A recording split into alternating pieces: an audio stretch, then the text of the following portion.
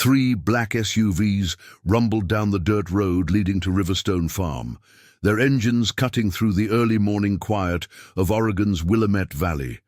A light mist hung over the fields, partially obscuring the weathered pine farmhouse that stood at the end of the winding path.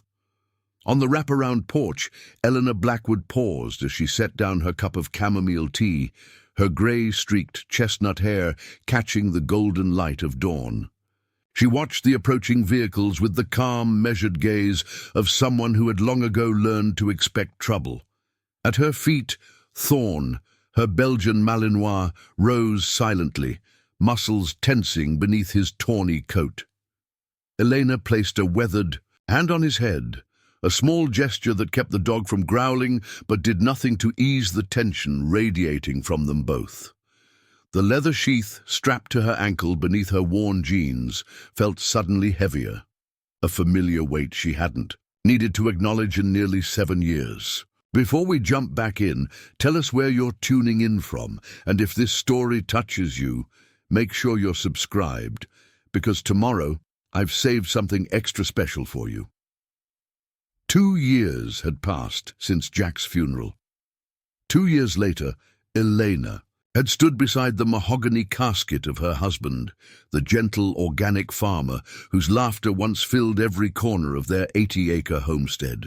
The farm felt emptier now, the orchard rows and vegetable beds less vibrant, though she tended them with the same dedication Jack had taught her during their 20 years of marriage.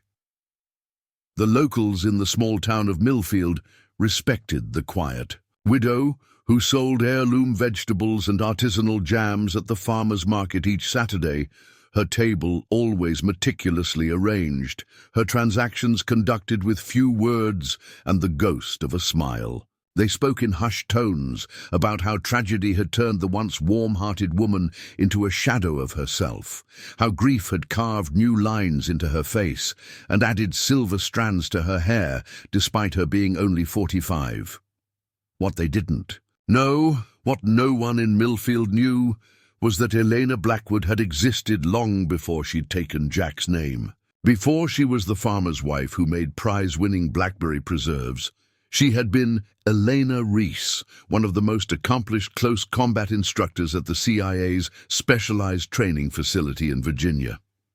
For 12 years, she had trained operatives in the art of knife fighting, turning ordinary agents into specialists who could defend themselves when firearms failed or weren't an option. Her techniques, a blend of Filipino Kali, Indonesian silat and her own innovations, had been documented in classified manuals still used by the agency. That life seemed as distant as a dream now, deliberately buried beneath layers of domesticity, when she'd chosen to walk away from the shadows and violence. She had met Jack at a farmer's market in Portland during her first vacation in 5 years. 3 months later, she'd resigned from the agency, citing burnout and psychological fatigue. 6 months after that, they were married in the apple orchard that would become their home. The SUVs came to a stop in front of her house, dust billowing around their gleaming exteriors. Elena recognized the vehicles from town. They belonged to the Raven Ridge Development Group, a company that had spent the last year buying up farmland throughout the valley. 4 men emerged, led by a tall figure in an expensive charcoal suit that seemed out of place against the rural backdrop. "Mrs. Blackwood," the man called out, his voice carrying the artificial warmth of practiced salesmanship. "Beautiful morning, isn't it? I'm Daniel Carson, CEO of Raven Ridge. I believe my associates have reached out several times." Eleanor remained seated, one hand still resting on Thorn's head. "They have," she answered simply. The development group had sent 3 letters, offering to buy her farm, each with an increasingly generous figure.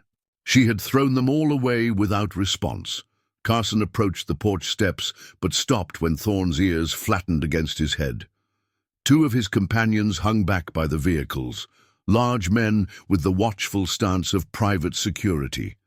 The third, a younger man with a tablet in hand, followed a few paces behind Carson. I understand you've been through a difficult time, Carson continued, undeterred by her cool reception. Running a farm this size alone must be challenging. Our offer would provide you with financial security and the chance to start fresh somewhere new. Elena's eyes moved from Carson to the men by the SUVs, noting their posture, the subtle bulges beneath their jackets that suggested concealed weapons, the way they scanned the property with practiced efficiency. Old instincts, long dormant, began to stir. "My farm isn't for sale," she said, her voice quiet but firm. "Not now, not ever." Carson's smile remained fixed, but something hardened in his eyes. "Mrs. Blackwood, Elena, the valley is changing. The county has already approved rezoning for commercial development. Your neighbors, the Hendersons and the Patels, they've already signed with us. You're going to be surrounded by construction eventually." Eleanor sipped her tea, her expression unchanged. "Then I'll grow used to the noise." The young man with the tablet stepped forward. "Mrs. Blackwood, the preliminary offer is $3 million, well above market value. But Mr. Carson has authorized me to go up to 3.5 given your attachment to the property." Eleanor stood, her movement fluid and unhurried. At her full height, she was unimposing, 5'6" with a lean, wiry frame that disguised her physical capabilities. "Gentlemen, I've made my position clear. Now, if you'll excuse me, I have chores to attend to." Carson's professional veneer slipped just slightly, a flash of frustration crossing his features before he recovered. "Of course, we respect your decision. In for now." He reached into his jacket and produced a business card, placing it on the porch railing. "But I encourage you to think about the future. Development is coming to Millfield whether individual residents accept it or not. The smart ones are taking the opportunity to benefit." As they turned to leave, one of the security men lingered, his gaze sweeping over the farmhouse and outbuildings with calculating interest. Elena met his stare directly, and for a brief moment, a flicker of surprise crossed his face, as though he'd caught a glimpse of something unexpected beneath her composed exterior. "Trevor!" Carson called sharply, and the man rejoined the group. As the SUVs pulled away, Elena remained on the porch long after the dust had settled, her mind working through implications and possibilities. The confrontation had left her with an unsettling sense of familiarity, not with the men themselves, but with the situation. The carefully constructed piece of her life with Jack had been breached, and the intrusion carried the distinct scent of threat. Later that afternoon, as Elena pruned the raspberry canes behind the farmhouse, the rumble of an approaching truck drew her attention. Unlike the sleek SUVs from earlier, this was a battered Ford F-150 that had seen at least 2 decades of farm work. Sheriff Ray Dalton parked beside her own pickup and climbed out, his weathered face solemn beneath his department-issue hat. "Afternoon." "Elena," he called, making his way toward her. Ray had been a friend of Jack's since high school and one of the few people who had checked in on her regularly after the funeral. "Ray," she acknowledged, setting down her pruning shears. "What brings you out this way?" The sheriff removed his hat, a gesture he reserved for serious conversations. "Heard you had visitors from Raven Ridge this morning. Thought I'd stop by, make sure everything was okay." Eleanor wiped her hands on her work jeans. "News travels fast. Small. Down," Ray shrugged. "Carson's people make quite an impression wherever they go." He hesitated. "Mind if we sit a minute?" They settled on the wooden bench Jack had built beneath the largest apple tree in the orchard. For a moment, Ray seemed to gather his thoughts, turning his hat in his hands. "I'm going to be straight with you, Elena," he finally said. "This development company, they're not playing by the book. There's been incidents with other holdouts." Elena's expression remained neutral. "What kind of incidents?" "Equipment failures, cattle getting loose, mysterious property damage, always just enough to make life difficult, never enough to prove deliberate sabotage." Ray looked troubled. The Andersons over on Maple Creek Road, their irrigation system, failed 3 times in a month. After the 3rd time, they sold to Raven Ridge. The Costellos found 2 of their horses had somehow gotten out and were hit on the highway. They sold the following week. A cool calculation began in Elena's mind, an assessment of threats and vulnerabilities that had once been as natural to her as breathing. "Have you investigated?" Ray sighed heavily. "Tried to, but nothing conclusive. No witnesses, no evidence of tampering that would stand up in court. And to be honest, department resources are stretched thin." He looked at her directly. "County Commission approved a budget cut for rural patrols last month. Commissioner Wallace says it's necessary belt-tightening, but his brother-in-law sits on the board of Raven Ridge, so you do the math." Elena nodded slowly, pieces falling into place. "I appreciate the warning, Ray. I'm worried about you out here alone, Elena." Ray's concern was genuine. These people, they play hardball, and they've got connections all the way up to the state capital. "I can take care of myself," she said quietly. Ray studied her for a moment. "Jack always said you were the strongest person he'd ever met. Still, maybe consider getting some help around the place. At least, temporarily." Elena shook her head. "I'm not hiring security to protect me from hypothetical threats, Ray." "Not what I meant," Ray clarified. "My nephew Tyler's back from college for the summer. Smart kid, strong, looking for work. Having someone else around, even just for the daylight hours, might make certain people think twice." Elena considered the offer. An extra set of hands would be useful for the summer harvest, and a younger presence might provide cover for her to implement the security measures already forming. In her mind, "Send him by tomorrow morning. No promises, but we can talk." After Ray left, Elena walked the perimeter of her property with Thorne at her side, seeing it through new eyes, not as the peaceful refuge she and Jack had built, but as territory to be defended. The farm sat on a gentle slope, with the house and main barn on the highest point, providing good sightlines in most directions. The north and east boundaries were marked by Willow Creek, narrow but deep enough to serve as a natural barrier. The western edge bordered forestry service land, thick with old-growth Douglas firs. As dusk fell, Elena entered the barn and moved to the back corner where a stack of hay bales concealed a trap door. The small cellar below had been Jack's idea. Originally, a cool storage space for root vegetables and preserves. Elena had modified it slightly over the years, reinforcing the walls and adding a hidden compartment behind a false panel of shelving. From this hiding place, she retrieved a wooden case she hadn't opened since moving to Riverstone Farm. The brass hinges creaked in protest as she lifted the lid, revealing the contents nestled in formed cutouts within. A set of 6 throwing knives with perfectly balanced titanium blades, 2 combat knives with textured grips custom molded to her hands, and a karambit with a curved blade that followed the natural cutting arc of the human arm. Preparing and narrating this story took us a lot of time, so if you are enjoying it, subscribe to our channel. It means a lot to us. Now back to the story.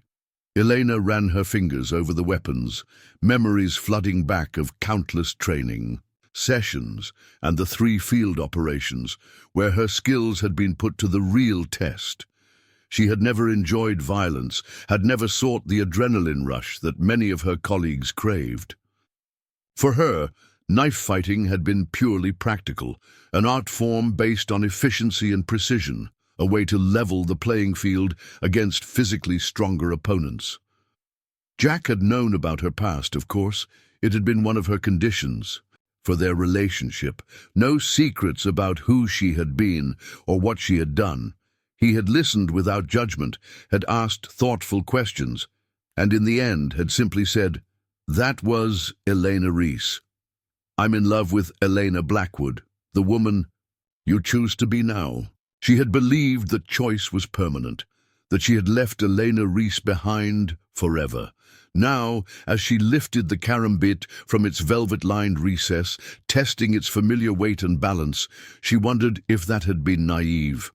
"I don't want this fight," she whispered to the empty cellar, words Jack might have spoken himself, "but I won't let them take our home." The next morning, Elena rose before dawn as usual, but her routine had already begun to shift.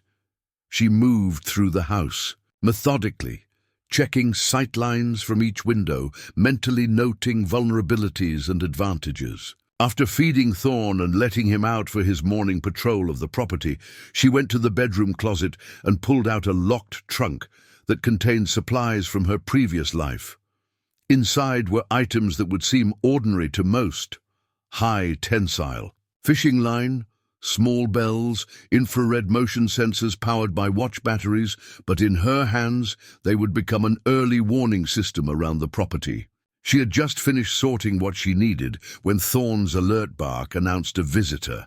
Tyler Dalton turned out to be a broad-shouldered young man of 20, with his uncle's straightforward manner and a student's eagerness to prove himself. Elena walked him through the essential farm operations, assessing his capabilities as they moved from task to task. He was stronger than she expected, knowledgeable about equipment, and asked intelligent questions.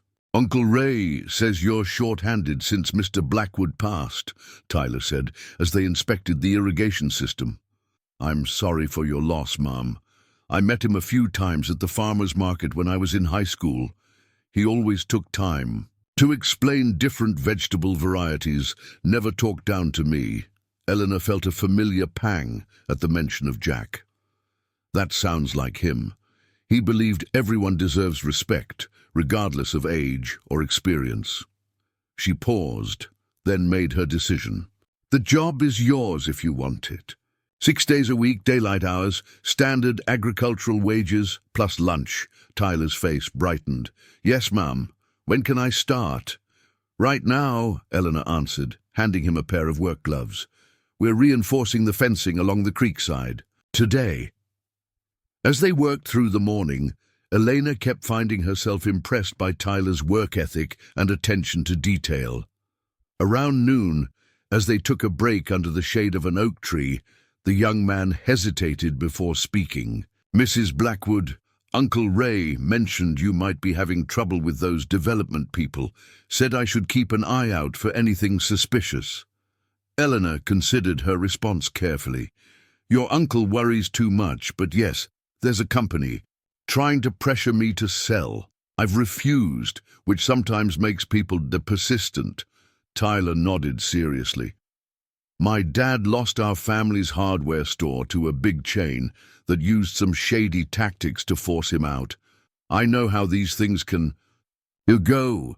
He straightened his shoulders slightly. "I'm observant and I can handle myself if there's trouble." Elena studied him, recognizing sincerity beneath the youthful bravado. "I appreciate that, Tyler. For now, let's focus on making this farm as productive and well-maintained as possible. Success is sometimes the best defense." That evening, after Tyler had gone home, Eleanor began implementing her security measures. She worked methodically, installing subtle early warning systems at key access points around the property. Fishing lines stretched between trees just above ankle height in spots where casual trespassers might cross. Small bells hidden in foliage, positioned to sound with the slightest disturbance.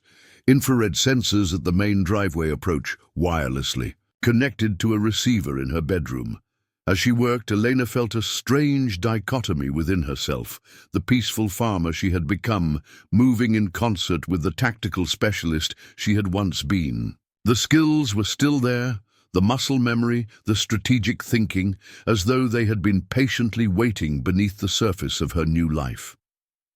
In the following days, a routine emerged. Mornings were devoted to regular farm work with Tyler's assistance, afternoons to market preparation and bookkeeping, and nights to security enhancements and combat practice in the privacy of the barn. Elena created a makeshift training area, hanging heavy bags filled with sand and setting up wooden targets for knife throwing.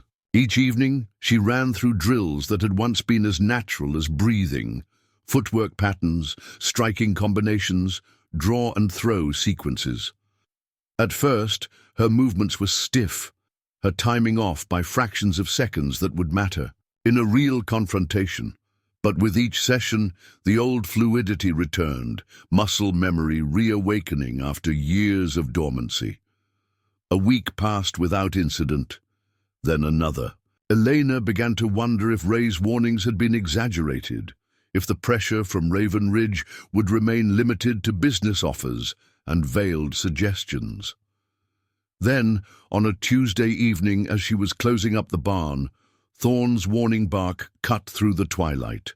Elena moved swiftly to the farmhouse, entering through the back door and retrieving the karambit from its hidden place beneath the kitchen floorboards.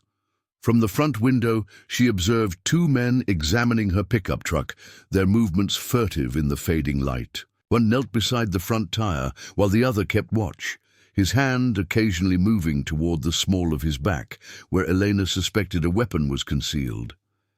She recognized the watchman as Trevor, one of Carson's security personnel from their first encounter. The other man was unfamiliar, but his methodical movements suggested professional training. Elena watched as he finished whatever task had brought him to her vehicle and nodded to Trevor. They moved quickly back to an unmarked sedan parked just beyond her property line, where the county road curved around a stand of trees. Elena waited until they had driven away before examining her truck. A quick inspection revealed what she had suspected. The brake line had been carefully cut, not completely through, but enough to ensure failure after a short period of use. The sabotage was skillfully done, meant to appear as an unfortunate mechanical failure rather than deliberate tampering. Her jaw tightened as she returned to the house, a cold focus settling over her thoughts. This was no longer about property, rights, or development plans. This was a direct threat to her safety, a calculated move designed to cause an accident that would remove the obstacle she represented.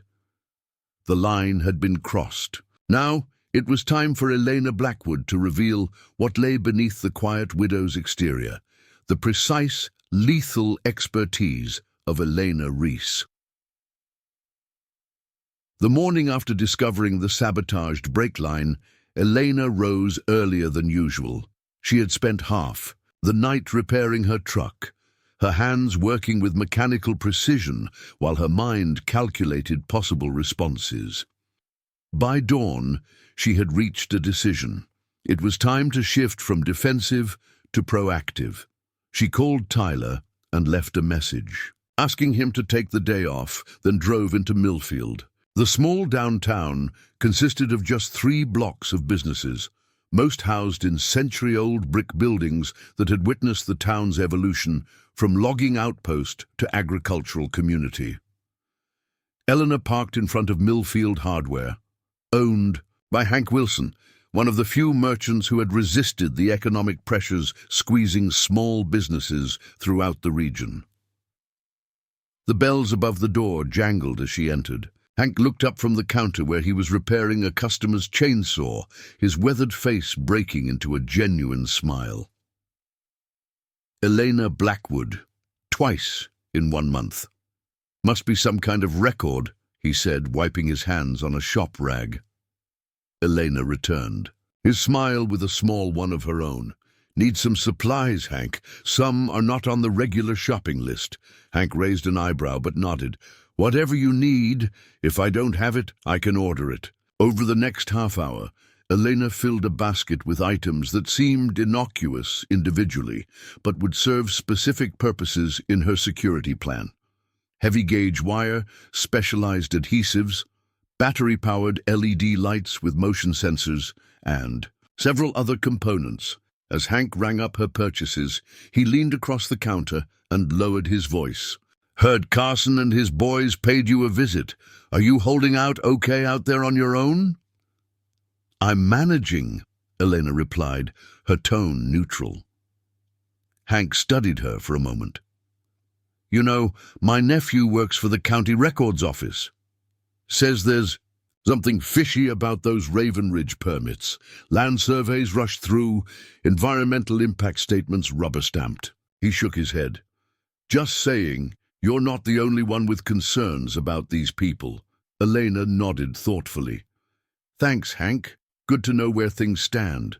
Her next stop was the Millfield Diner, where most of the town's gossip circulated along with endless cups of coffee. The lunch crowd was just arriving as Elena slid into a booth near the back, positioning herself to observe the entrance while keeping her back to a wall, a habit from her former life that had never quite disappeared.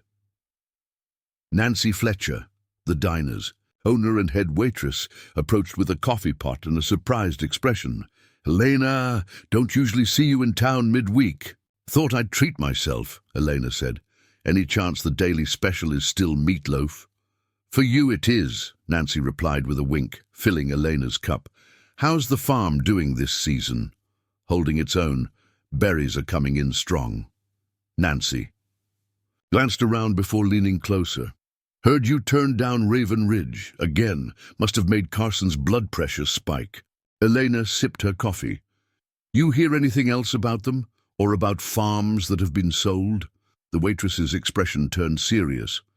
"Patel's place? They've already started clearing land. Mary Patel was in here yesterday, practically in tears. Said they promised to preserve the old oak grove her grandfather planted, but bulldozers came in first thing." Nancy shook her head. "Henderson Properties next. Supposedly breaking ground next month for some kind of agricultural experience center, whatever that means." "And Commissioner Wallace," Eleanor prompted. Nancy snorted. "Driving a brand new Cadillac Escalade. Didn't know the county government paid that well." The conversation paused as Nancy went to serve other customers. Eleanor ate slowly, using the time to process what she was learning. The pattern was becoming clearer. Pressure, promises, payoffs, all orchestrated to transform the valley regardless of community impacts. As Elena was finishing her meal, the diner's door opened, admitting Daniel Carson himself, accompanied by a slim woman in an expensive suit and Trevor, the security man who had helped sabotage Elena's truck. Carson scanned the restaurant, his confident smile faltering slightly when he spotted Elena. After a moment's hesitation, he guided his companions to a table near the front. Nancy returned to Elena's table, rolling her eyes. "Speak of the devil! That woman with him is from the State Economic Development Office. Been in town for 3 days, meeting with the council." Elena nodded, suddenly very still, as she observed Carson gesturing animatedly, while the state official nodded with practiced interest. Trevor remained standing, positioning himself where he could watch the entire diner. His gaze met Elena's briefly, and she allowed herself a small, knowing smile that caused his eyes to narrow. "Nancy," Elena said quietly, "I'll take the check. And if you're interested in preserving some of Millfield's character, you might want to mention those bulldozers at the Patel property to our visitor from the state office." After leaving the diner, Elena made one final stop at the county records office. Using the pretext of checking property boundary maps for fence installation, she spent an hour examining the Raven Ridge development plans that had been filed publicly. What she found confirmed her suspicions. The project was far larger than most townspeople realized, encompassing not just farmland, but watershed areas critical to the region's agricultural future. By the time Elena returned to Riverstone Farm, the afternoon was fading toward evening. She parked behind the house, unloaded her purchases, and was heading toward the barn when she noticed fresh tire tracks crossing the edge of her eastern field. They hadn't been there when she left that morning. Thorne, who had been confined to the house during her absence, now padded silently at her side as Elena followed the tracks to where they disappeared into a wooded area bordering Willow Creek. Careful inspection revealed broken branches and disturbed undergrowth, suggesting someone had spent time observing her property from the tree line. Elena moved through the woods with the quiet efficiency of her training days. Thorn, alerting to human scent but finding no one still present. At the creek's edge, she discovered cigarette butts and boot prints in the soft mud, evidence of at least 2 individuals who had conducted a prolonged surveillance of her farm. The message was clear. They were watching, assessing, preparing. The sabotaged brake line had been just the opening move. Back at the house, Eleanor called Tyler and asked him to bring Sheriff Dalton to the farm first thing in the morning. Then she spent the evening implementing enhanced security measures using her hardware store purchases. By midnight, every approach to the farmhouse was covered by subtle but effective warning systems that would alert her to unwelcome visitors. In the barn, she spent an hour refining her knife skills, the blade of her karambit catching the overhead light as she moved through combative forms with increasing fluidity, each sequence focused on exploiting an attacker's vulnerabilities, nerves, tendons, and joint structures that, when precisely targeted, could neutralize threats regardless of an opponent's size or strength. Dawn brought Sheriff Dalton's patrol car up the driveway, followed by Tyler in his pickup. Elena met them on the porch, a mug of coffee in her hand, disguising the fact that she had slept in short intervals through the night, waking to check security monitors she had installed. "You said it was important," Ray said without preamble, his expression concerned. Elena led them to her truck and pointed out the repaired brake line. "Professional job, meant to fail when I'd be heading downhill on River Road, probably." Ray crouched to examine the damage, his face darkening. "This is way beyond pressure tactics. This is attempted murder." "That's not all," Elena continued, guiding them to the eastern field and showing them the surveillance evidence she had found. "They're watching the property, learning routines, identifying vulnerabilities." Tyler, whose young face had grown increasingly troubled as he followed the conversation, spoke up. "Mrs. Blackwood, my buddy works security at the Millfield Lodge. Says some guys checked in 2 days ago, ex-military types asking questions around town about local farms." Ray straightened, adjusting his hat. "I'll open an investigation on the brake tampering. But honestly, Elena, proving who did it will be nearly impossible without witnesses. And trespassing on the creek side would be a minor charge at best, if we could even establish who was there." "I'm not asking for arrests, Ray," Elena said. "I'm asking you to be aware of what's happening and to understand that I'll be taking measures to protect myself and my property."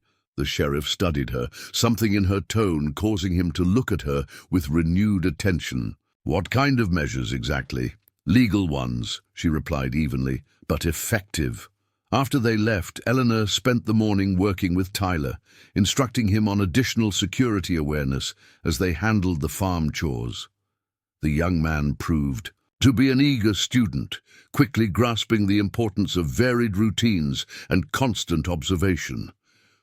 "My dad was a Marine before he ran the hardware store," Tyler explained as they repaired fencing near the property line.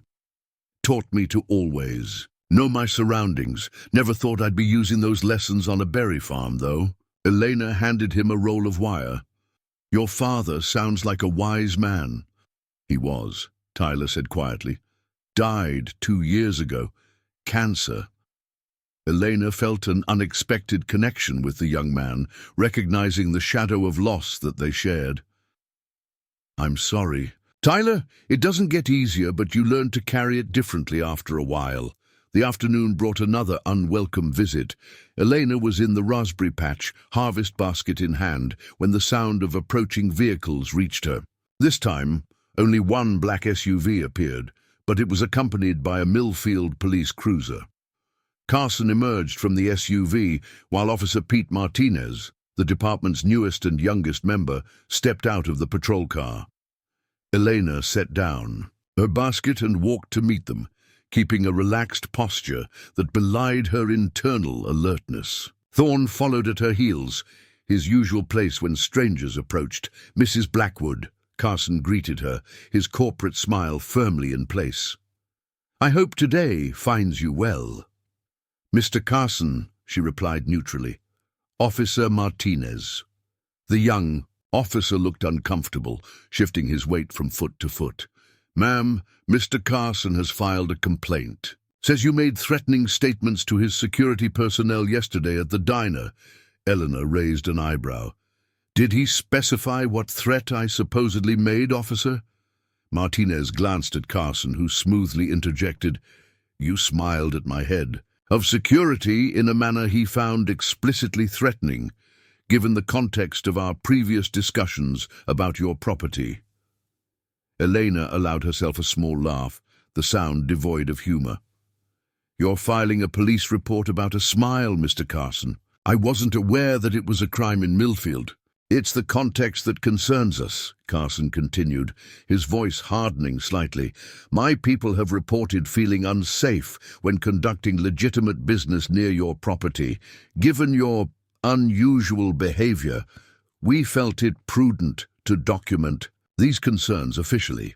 Elena recognized the tactic immediately, creating a paper trail, establishing her as potentially unstable or threatening, laying groundwork to justify whatever might follow. She turned to Officer Martinez. Officer, has a crime been committed? The young policeman looked increasingly uncomfortable. No, ma'am, not technically. This is more of a preventative measure. Mr. Carson wanted his concerns on record. I see, Elena said calmly. Then I'd like to file a report as well. Someone tampered with my truck's brake line within the last 48 hours. Sheriff Dalton has already documented the evidence this morning. Since we're establishing records of concerns, I'd like mine officially noted as well. Carson's confident expression faltered momentarily. That's a serious accusation, Mrs. Blackwood. I hope you're not implying my company had anything to do with such a thing. I'm not implying anything, Mr. Carson, Elena replied, her voice level, just ensuring that all concerns are properly documented. Officer Martinez can decide what's relevant for his report. Martinez looked between them, clearly, wishing he were anywhere else. I'll make sure both matters are in the official record, ma'am. Carson recovered quickly, his professional veneer sliding back into place. Well, we won't take up any more of your time, Mrs. Blackwood. I just wanted to make sure we're maintaining open communication.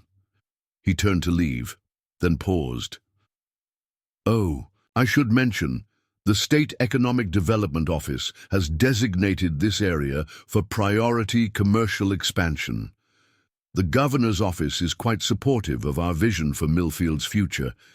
It might be worth considering how isolated your position is becoming. After they departed, Elena returned to her harvesting, her movements methodical, while her mind processed the escalating situation. Carson was building pressure from multiple angles, legal, political, and intimidation. The brake line sabotage suggested he was willing to cross into dangerous territory, but was maintaining plausible deniability by using proxies for the dirty work. That evening, as twilight settled over the farm, Elena spotted movement at the edge of her property. Two figures emerging from the tree line near where she had found the surveillance evidence. She watched through binoculars as they began to advance across her eastern field, moving with the confident stealth of men who believe themselves unobserved. Elena smiled grimly as they triggered the first of her warning systems, an almost invisible dripwire connected to a small transmitter that activated a silent alert on the receiver at her belt. She moved quickly but quietly to intercept them, circling to approach from their flank rather than from the direction of the house where they would expect resistance. The men were dressed in dark clothing, carrying backpacks and what appeared to be tools for sabotage rather than weapons, a deliberate choice to minimize legal consequences if they were caught.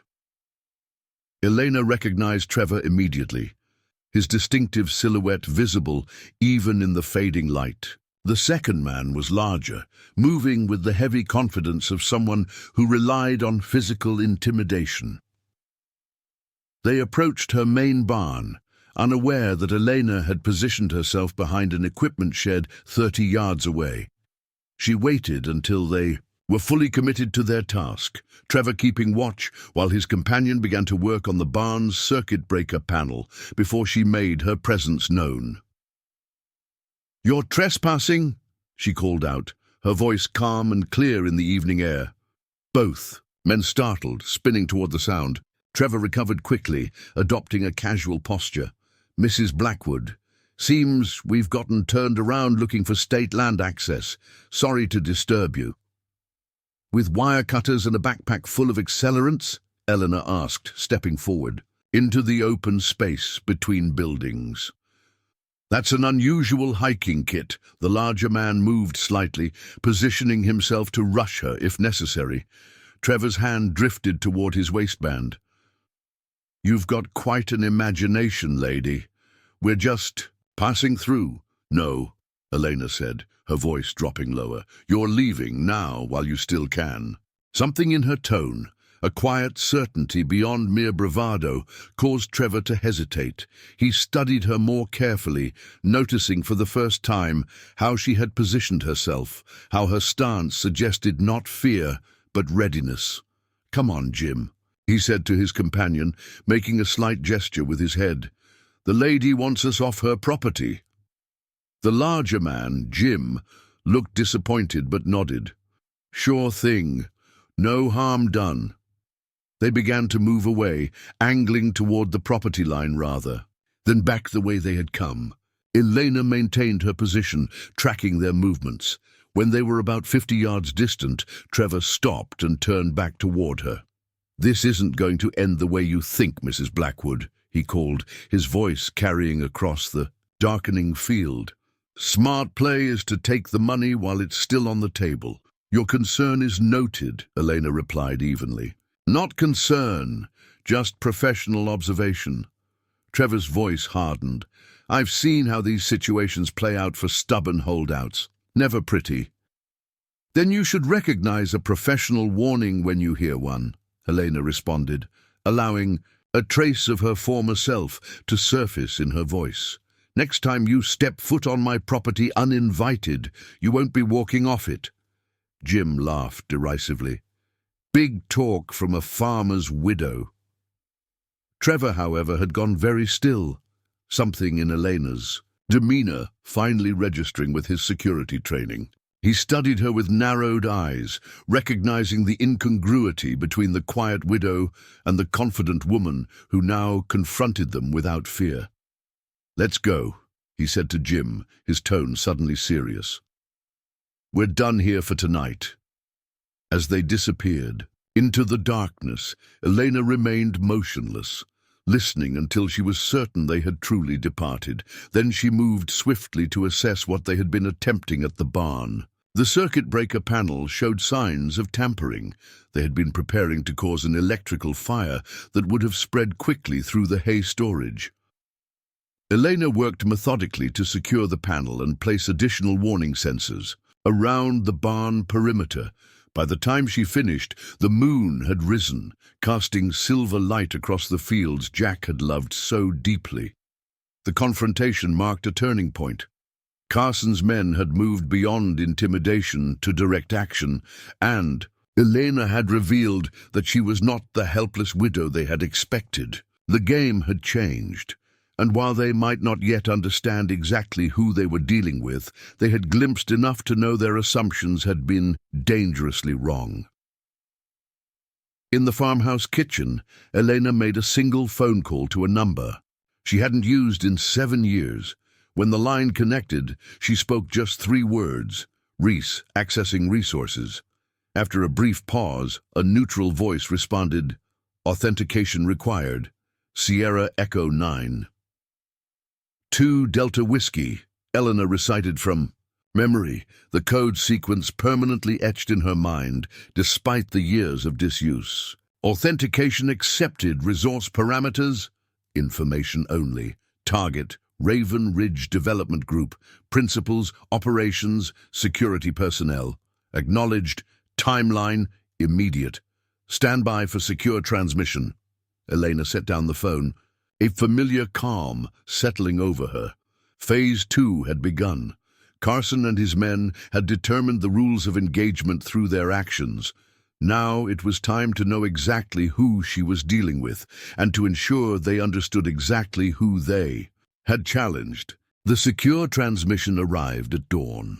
Elena sat at her kitchen table, a steaming mug of black coffee untouched beside her as she reviewed the information on the encrypted tablet she had retrieved from its hiding place beneath the floorboards. The device, designed to receive and process classified intelligence, had remained inactive for 7 years, but had powered on instantly when needed, a testament to the agency's thoroughness in equipping their operatives, even retired ones.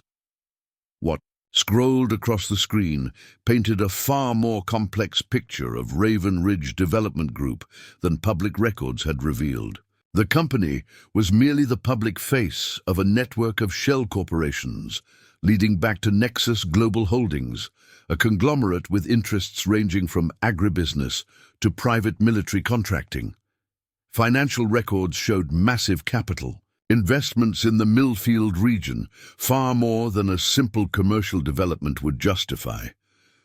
Elena paused on a document detailing water rights acquisitions throughout the watershed. Nexus subsidiaries had quietly purchased options on key water sources, feeding not just Millfield, but 3 adjacent counties. The patterns suggested something beyond typical development, a strategic consolidation of natural resources on a scale that implied political connections at the highest levels. Most concerning were the personnel files. Daniel Carson's background included 5 years with an international consulting firm that specialized in resource acquisition in developing nations with weak governmental structures. His operations had left a trail of environmental damage and displaced communities across 3 continents. Trevor Miller, the security lead she had confronted, had a military background that included special operations training, followed by 4 years with a private military contractor with a reputation for brutal efficiency in foreign theaters. His personnel file noted exceptional aptitude for intimidation scenarios and willingness to operate beyond conventional constraints. The second man from the previous night, James Big Jim Harker, had a lengthy criminal record including assault and arson, charges that had been consistently reduced or dismissed through the intervention of highly paid attorneys. He had been officially employed by Raven Ridge for 6 months as a site security specialist. Elena scrolled through to the last section of the intelligence packet, which detailed Nexus Global's true interest in the region. Preliminary geological surveys indicating substantial reserves of rare earth minerals essential for advanced technology manufacturing. The agricultural land they were purchasing sat atop what could become one of the largest domestic sources of these critical materials, worth billions if properly developed. The final note in the file was the most immediately concerning. Satellite imagery showing a convoy of 3 unmarked vans departing from a Nexus training facility in Nevada 2 days earlier, heading northwest. Facial recognition had identified 4 additional security operatives with backgrounds in tactical operations, all now on Nexus payroll and likely en route to reinforce Carson's local team. Elena closed the file and powered down the tablet. The stakes had just risen dramatically, but so had her understanding of her opponents. This wasn't about commercial development or even typical corporate greed. This was a strategic resource play with international implications, explaining the high-level political support and willingness to employ extreme measures against holdouts. Like herself, she moved to the kitchen window, watching the first light of day spreading across her fields. The farm that had represented peace and new beginnings now stood at the center of a conflict far larger than a widow's resistance to change. But understanding the true nature of the threat brought clarity rather than fear. Eleanor knew how to operate against adversaries with superior resources. It had been part of her training from the beginning. The sound of Tyler's truck coming up the driveway pulled her from her thoughts. She had called him earlier, asking him to come at first light rather than his usual start time. As he approached the porch, Eleanor noted the determined set of his shoulders, despite the obvious fatigue in his young face. "You look like you haven't slept," she observed as he climbed the steps. "Been thinking about those guys from last night," Tyler admitted. "Uncle Ray says they messed with your barn." "Attempted to," Elena clarified. "They didn't get far." Tyler's expression was troubled. "Mrs. Blackwood, this is getting serious. These aren't just businessmen playing hardball anymore." "No, they're not," Elena agreed, "which is why I need to know if you want to step away from this situation." "No one would blame you, least of all me." The young man straightened, looking offended. "Ma'am, my dad always said character shows when things get difficult, not when they're easy. I'm not walking away." Eleanor studied him for a moment, then nodded. "Good, because I could use your help today, but in town, not on the farm." She outlined what she needed. Tyler would visit specific locations in Millfield, making himself visible while casually gathering information about any strangers or unusual activity. His youth and local connections made him far less conspicuous than Elena would be, especially now that she had directly confronted Carson's men. "So I'm like, your scout?" Tyler asked, a hint of excitement breaking through his serious expression. "Intelligence gathering is essential to developing an effective strategy," Elena confirmed, the language of her former profession slipping into her instruction. "Observe, record, but don't engage. Understanding your opposition's movements gives you the advantage." After Tyler departed, Elena began the systematic preparation of her property. She moved methodically from building to building, assessing vulnerabilities and defensive positions with the cold efficiency of her training days. The farmhouse, with its solid construction and clear sightlines, would serve as her primary strong point. The barn offered secondary defensive positions and multiple exit options. The equipment shed, root cellar, and seasonal workers' cabin each presented tactical possibilities to be exploited if necessary.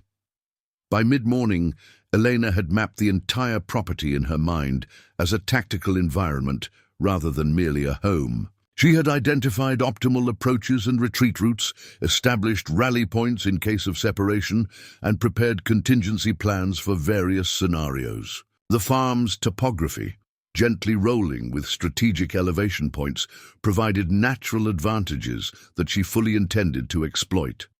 In the barn loft, Elena created a hidden cache of essential supplies: water, non-perishable food, first aid equipment, and communications devices. Similar, smaller caches were established in the root cellar and a hollow space beneath the porch. Her combat knives and other specialized equipment were distributed strategically throughout the property, concealed but accessible when needed. Elena was testing the sightlines from an upper window when her secure phone vibrated with an incoming message from Tyler. 3 new guys at the Silver Pine Motel, military haircuts, outdoor gear, asking about local hunting areas near Willow Creek. The message confirmed her intelligence briefing. Carson's reinforcements had arrived and were already conducting reconnaissance, using hunting as a cover to explore the terrain around her property. Their presence accelerated her timeline, but Elena had anticipated this development. She replied with simple instructions: complete your rounds, then return.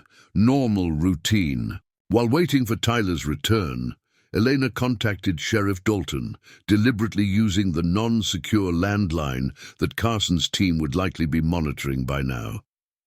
"Ray, just checking if you've made any progress on that report about my truck," she said when he answered. The sheriff's sigh carried through the connection. "Not much to tell, Elena. Without witnesses, it's nearly impossible to prove who did it. I've got a deputy checking repair shops to see if anyone bought that specific type of cutting tool recently, but—" "I understand," Elena interrupted gently. "I was actually calling about something else too." I'm heading into Portland tomorrow to pick up some specialty equipment parts. Probably be gone overnight." There was a pause before Ray responded. "That's so. Need someone to keep an eye on your place while you're away?" "No need," Elena assured him. "Tyler will be staying to handle the irrigation system. I trust him to call you if there's any trouble." After ending the call, Elena smiled grimly. The misinformation had been planted, a supposed absence that would create an opportunity too tempting for Carson's team to ignore. In reality, she had no intention of leaving her property vulnerable, but allowing her opponents to believe she would be away would likely accelerate their plans and force them to act on her timeline rather than their own. Tyler returned mid-afternoon. With additional intelligence, Carson had been seen meeting with the new arrivals at the Millfield Lodge's private dining room. Commissioner Wallace had joined them briefly. Vehicle descriptions, license plates, and observed movement patterns all suggested preparations for an operation within the next 24-48 hours. "They're not even being subtle anymore," Tyler noted as they walked the perimeter fence line, checking Elena's security measures. "It's like they don't care who sees them." "They've moved beyond the need for complete secrecy," Elena explained. "They've established enough local political cover to operate more openly. It's actually useful information. It tells us they're accelerating their timeline." As dusk approached, Elena sent Tyler home with specific instructions for the following day. Once alone, she moved to the barn and opened a weathered trunk that had remained untouched since she and Jack had moved to the farm. Inside, beneath layers of memorabilia and keepsakes, lay her tactical gear from her agency days. Lightweight, durable clothing designed for maximum mobility and minimal noise, specially designed boots with reinforced arch support but flexible, soles for silent movement, and a communications headset that still held a charge after all these years. Elena changed methodically, muscle memory guiding her through the familiar routine. The clothing felt strange after years of farm work attire, yet simultaneously right, like returning to a language not spoken but never forgotten. She secured her primary combat knife at her hip, the karambit in an ankle sheath, and 3 throwing knives in specially designed pockets across her torso. Fully equipped, Elena moved through a series of warm-up exercises, testing her range of motion and familiarizing herself with the weight distribution of her gear. Despite years away from active operations, her body responded with fluid efficiency, the result of farm work that had maintained her physical condition even as it had disguised her capabilities. Night had fully descended when Elena began her own reconnaissance circuit. Moving silently through the darkened property, she positioned additional sensors at strategic points, creating an early warning network that would alert her to any approach. At the property boundary near Willow Creek, she discovered fresh boot prints and subtle disturbances in the undergrowth, evidence that Carson's team had indeed been scouting her vulnerable points. Rather than erasing these signs, Eleanor deliberately left them undisturbed. Let them believe their reconnaissance was undetected. Let them build their strategy on incomplete information and false assumptions. The principles of counterintelligence that had once been her professional foundation now became the architecture of her defense. Returning to the farmhouse around midnight, Elena reviewed her preparations with clinical detachment. The physical security measures were in place. Misinformation had been seeded. Intelligence on her opponents had been gathered and analyzed. Now came the most critical phase, developing a specific tactical response to the threat that would not just repel an immediate attack, but decisively end Carson's operation against her. At her kitchen table, Eleanor sketched a detailed map of the property, marking key positions and annotating them with tactical notes. Her strategy would capitalize on her intimate knowledge of the terrain, her opponent's likely approach vectors, and most importantly, their fundamental misconception about who they were targeting. Carson's men would come expecting to intimidate or eliminate a vulnerable widow. They would discover too late that they had engaged a woman trained to neutralize armed opponents through precision and skill rather than brute force. The very qualities they would dismiss, her size, her age, her gender, were in fact her greatest. Tactical advantages, Elena focused particularly on Trevor Miller, identifying him as the most dangerous of Carson's operatives due to his training and experience. His tactical decisions would determine how the others deployed, making him both the primary threat and the key to unraveling their entire operation. She developed specific countermeasures for his likely strategies, planning not just to defend against him, but to use his own tactics against his team. By the time dawn broke over the eastern fields, Elena had completed her strategic preparation. She allowed herself 2 hours of disciplined sleep, a technique from her operational days, before rising to continue normal farm activities. Maintaining the appearance of routine was essential to her strategy, even as every movement now served a dual purpose. Tyler arrived at the usual time, his young face showing a mixture of anxiety and determination. Elena briefed him carefully, emphasizing his support role rather than direct involvement in what might come. "Your most important job is to observe and report," she instructed as they worked in the raspberry patch, conversation masked by the natural sounds of the farm. "If anything happens, you contact Sheriff Dalton immediately, then remove yourself to the safe location we discussed." "But I can help," Tyler protested. "I'm not afraid of these guys." "This isn't about fear," Elena said firmly. "It's about tactical efficiency. Every person involved in a situation becomes either an asset or a liability, depending on their role and preparation. Your value is as my connection to local authorities, and as a witness to what occurs. That's how you help." The young man seemed unconvinced, but nodded his agreement. "Yes, ma'am." Throughout the day, Elena maintained her normal activities while systematically checking her preparations. Fresh produce was harvested and prepared for market. Irrigation systems were inspected and adjusted. To casual observation, it appeared to be nothing more than a typical day at Riverstone Farm. Late afternoon brought a visit from Sheriff Dalton, the timing making it clear he had detected the implications in her call about Portland. "Thought I'd stop by before you head out tomorrow," he said, following Eleanor as she collected eggs from the chicken coop. "Make sure everything's secure." "I appreciate the thought, Ray," she replied, placing another egg in her basket. "But as you can see, things are quiet." The sheriff removed his hat, running a hand through his thinning hair.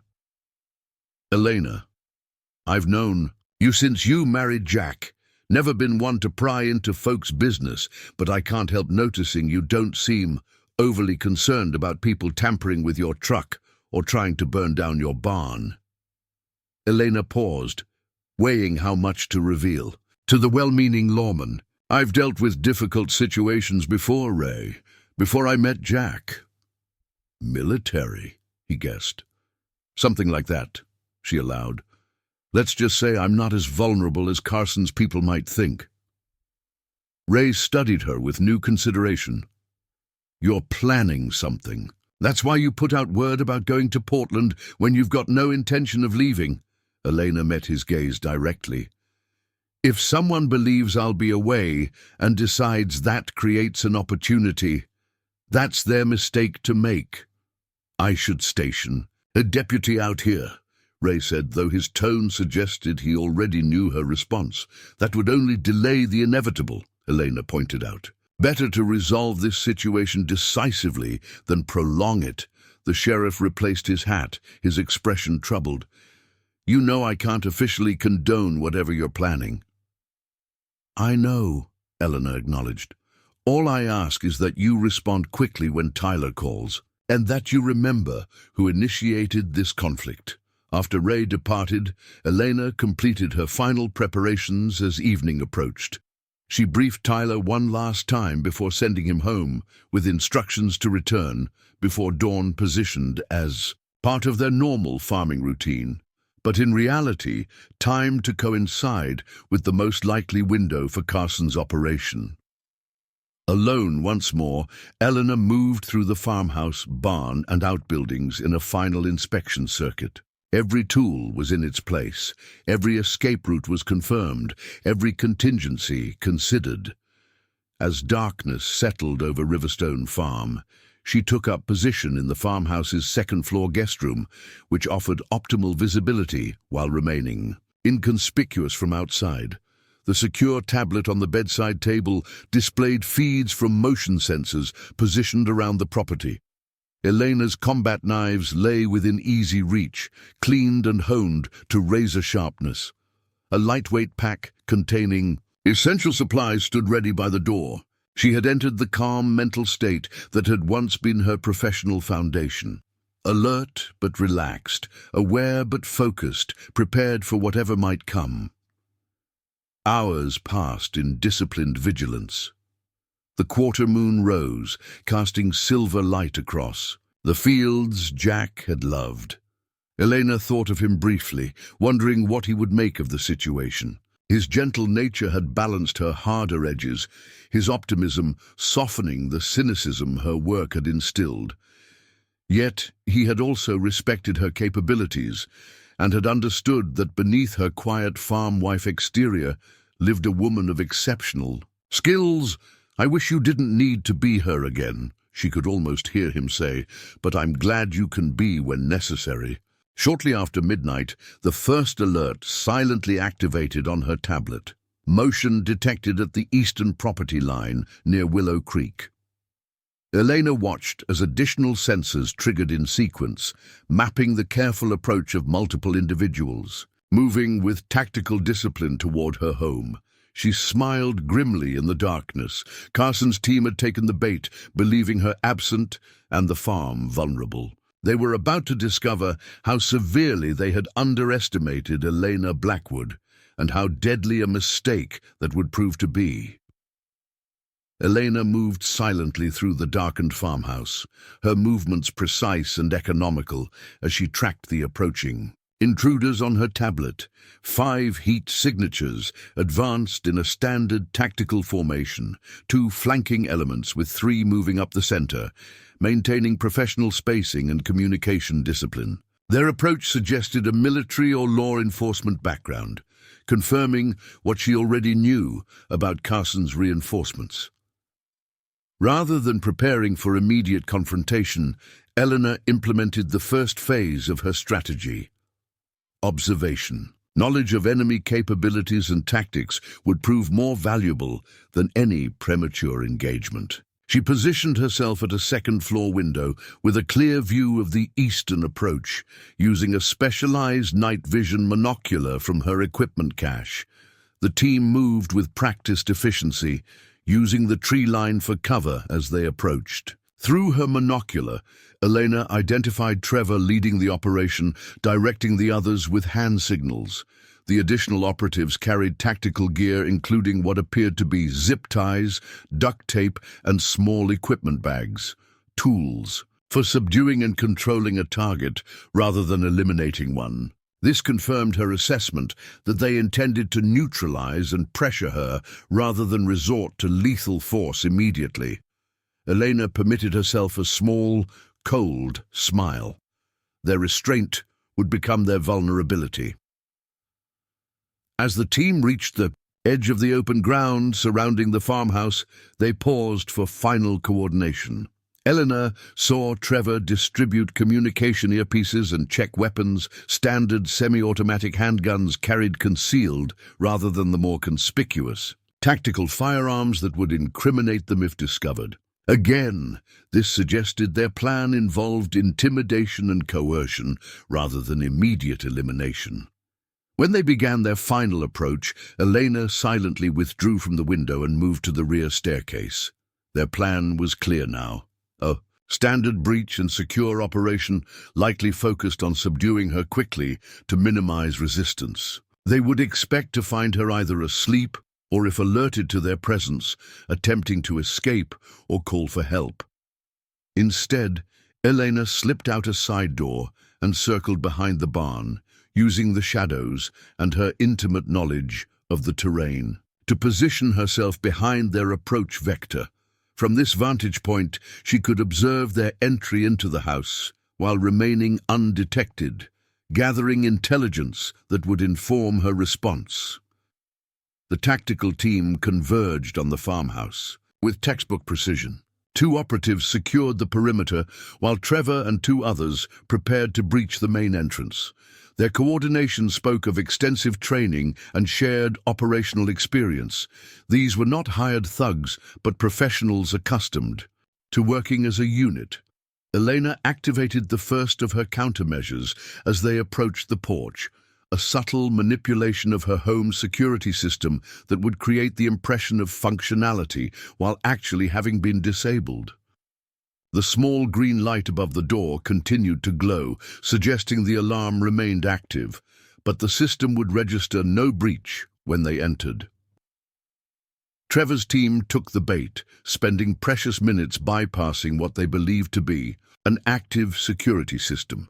Elena used this time to circle around to the farmhouse's western side, staying in the shadows as she positioned herself for the next phase.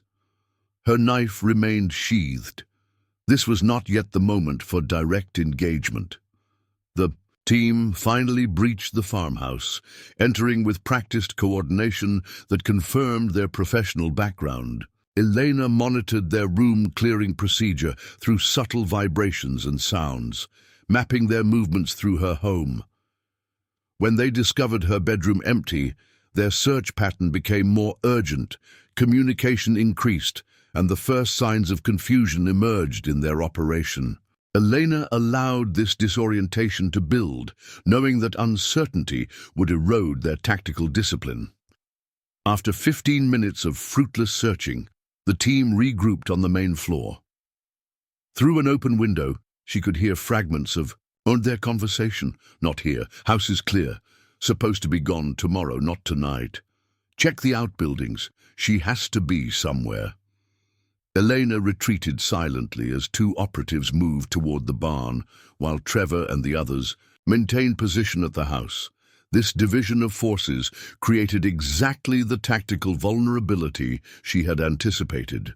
As the 2 men approached the barn, Elena circled to the equipment shed, where she had prepared her first active countermeasure.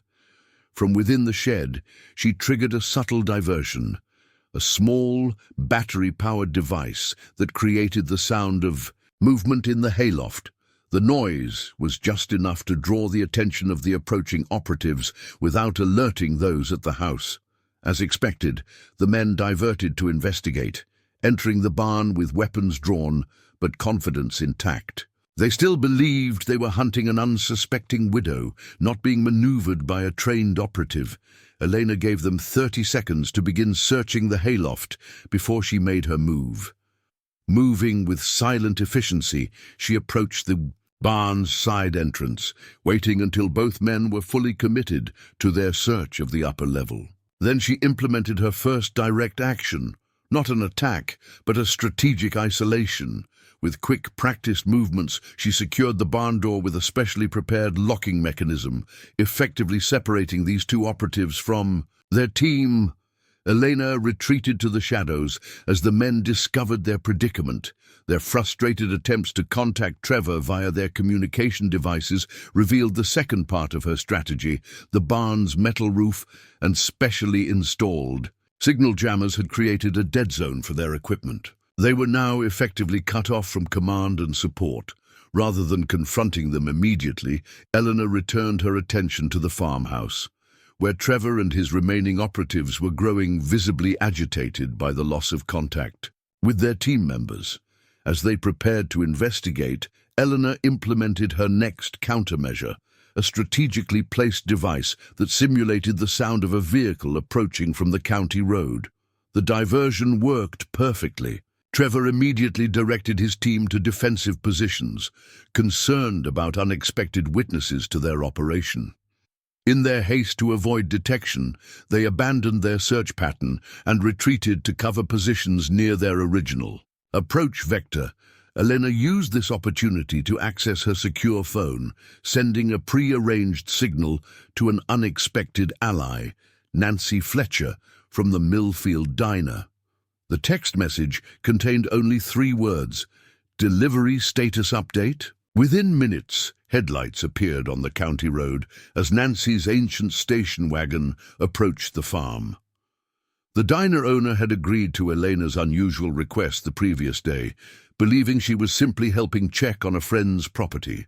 In reality, her timely arrival now served a critical tactical purpose, introducing a civilian witness that would force Carson's team to delay their operation. Trevor and his operatives retreated further as Nancy pulled into the driveway, honking. Briefly as she had been instructed to do, the older woman called out as she exited her vehicle, "Elena, you up, honey? Got those preserving jars you asked about?" Elena emerged from the shadows near the porch, her combat gear and weapons concealed beneath a hastily donned robe, presenting the image of a woman awakened from sleep rather than an operative in the midst of a counter-surveillance operation. "Nancy. What time is it?" she called, feigning confusion. The diner owner approached with a box in her hands. "Sorry to come by so late, but you said you needed these for the first thing tomorrow. Thought I'd drop them off on my way home from closing." "The diner?" Elena accepted the box, noting with her peripheral vision how Trevor's team had withdrawn to the tree line, their operation compromised by the witness. "That's so thoughtful. Would you like to come in for tea?" Nancy waved off the invitation. "Can't stay, honey. George is waiting up and you know how he worries. Will I see you at the market Saturday?" "Absolutely," Elena confirmed, maintaining the charade of normal conversation. "I'll have those blackberry preserves you like." As Nancy departed, Elena carried the box inside, deliberately leaving the porch light on and moving between rooms to ensure her silhouette was visible through the windows. This performance served 2 purposes: convincing Nancy that everything was normal, while forcing Trevor's team to further delay their operation until the witness was clear of the area. Once Nancy's taillights had disappeared down the county road, Elena moved quickly. She changed back into her tactical gear, retrieved her combat knives, and exited the house through a concealed route she had prepared specifically for this scenario. Rather than waiting for Trevor's team to regroup and resume their operation, she would now shift from defensive to offensive posture.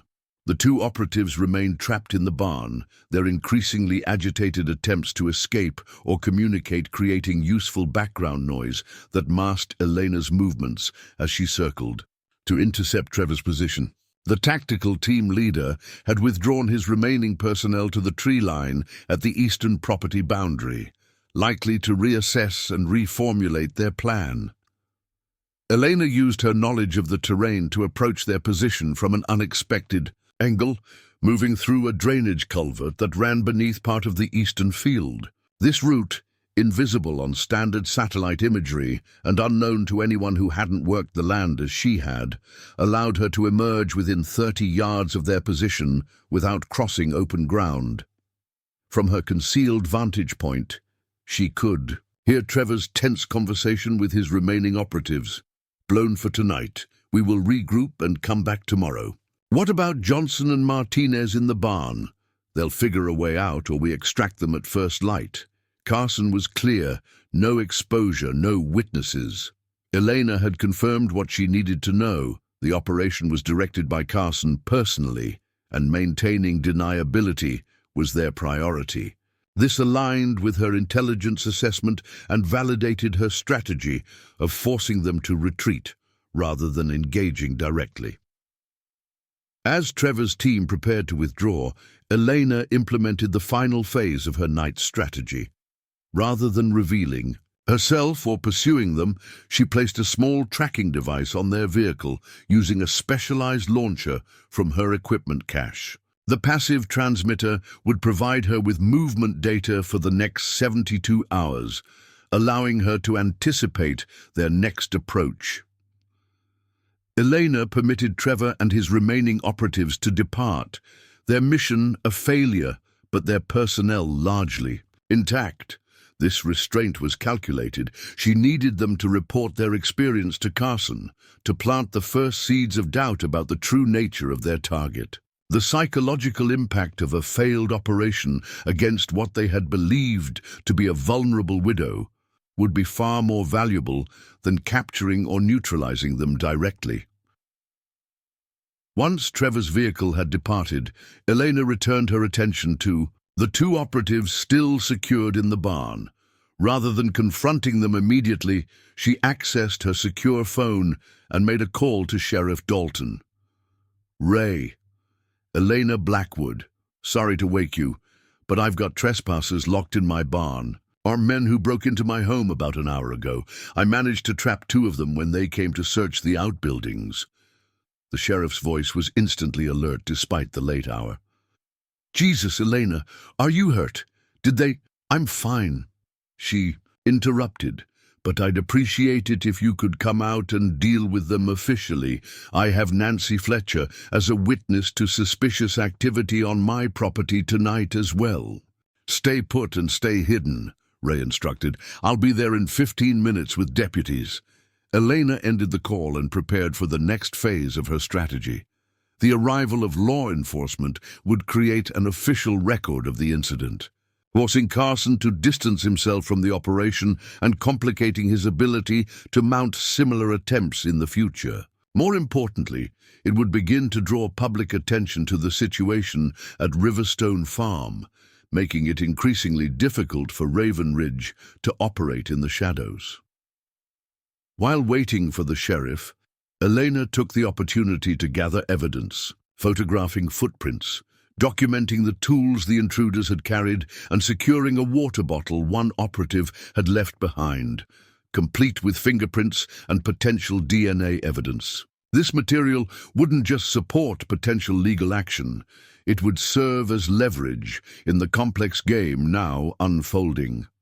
Sheriff Dalton arrived with two deputies, their patrol cars illuminating the farmyard with flashing lights that would be visible for miles in the rural darkness. Elena met them on the porch, having once again concealed her tactical gear beneath civilian clothing. "They're still in the barn," she explained, leading Ray toward the structure. "The lock seems to have malfunctioned when they went inside to search for me. I heard them trying to break out and called you immediately." Ray studied her with a gaze that suggested he didn't entirely believe her version of events, but had no intention of challenging it. "And how exactly did you avoid these intruders when they entered your home?" "I was checking irrigation lines in the north field when I saw their flashlights," Elena explained smoothly. "I stayed hidden until I could figure out what was happening." The sheriff nodded slowly. "Very fortunate timing. When they reached the barn, Elena disengaged her specialized lock under the pretense of wrestling with a stuck mechanism. The deputies entered with weapons drawn, quickly subduing and cuffing the two operatives who had spent the last hour trying unsuccessfully to communicate with their team or break through the reinforced doors. "Well, well," Ray said as he examined their equipment and concealed weapons. "These boys came prepared for more than a casual trespass. Want to explain why you're carrying zip ties, duct tape, and unregistered firearms on private property at 1 a.m? The men remained silent, their training evident in their disciplined refusal to speak without legal representation. Elena watched from the barn entrance, allowing the legal process to unfold without interference. This official arrest would create paperwork, formal charges, and public records that would complicate Carson's operation far more effectively than any direct confrontation could have. As the deputies led the men to patrol cars, Ray approached Elena with a troubled expression. "This is escalating fast, Elena. These aren't local boys or hired muscles. These are professionals." "I know," she acknowledged quietly. "You need to consider staying somewhere else until this blows over," the sheriff continued. "Whatever Carson wants with your land, it's not worth your safety." Elena shook her head. I appreciate your concern, Ray, but leaving would only delay the inevitable. Better to resolve this directly. By setting traps for armed intruders, Ray asked, his tone making it clear he wasn't fooled by her simplified explanation of events. By demonstrating that I'm not as vulnerable as they assumed, Elena corrected. Carson needs to understand that continuing this campaign against me will become increasingly costly and public. The sheriff studied her with newfound respect and concern. There's a lot more to you than Jack's quiet widow, isn't there? Elena met his gaze directly. There always was. Jack knew who he married. After the sheriff departed with his prisoners, Elena conducted a final security sweep of her property before allowing herself a brief rest period. The night's events had unfolded largely according to her strategy, but she harbored no illusions that this would end Carson's efforts. Rather, she had escalated the situation deliberately, forcing him to either withdraw or commit more fully to tactics that would expose him to legal and public scrutiny. As dawn approached, Elena's secure phone signaled an incoming message, not from her agency contact this time, but from a name she hadn't seen in years. Michael Reese, her brother and former fellow operative, had responded to a contingency alert, triggered by her access to agency resources. The message was characteristically brief. Position compromised. Resources available if needed. Elena considered her response carefully. Michael's assistance would provide significant tactical advantages, but involving him would also widen the conflict in ways that might complicate rather than resolve the situation. After weighing her options, she replied with equal brevity, "Position secure, background support only. Will advise if escalation required." As the first light of day touched the eastern fields, Elena prepared for Tyler's arrival and the next phase of her strategy. The night's events had confirmed her assessment of Carson's capabilities and intentions, but had also revealed the effectiveness of a previously unconsidered resource. The community connections that had formed during her years as Elena Blackwood, farmer's widow, Nancy Fletcher's timely arrival had demonstrated the tactical value of these relationships. The sheriff's willingness to accept her version of events suggested potential official support despite limited resources.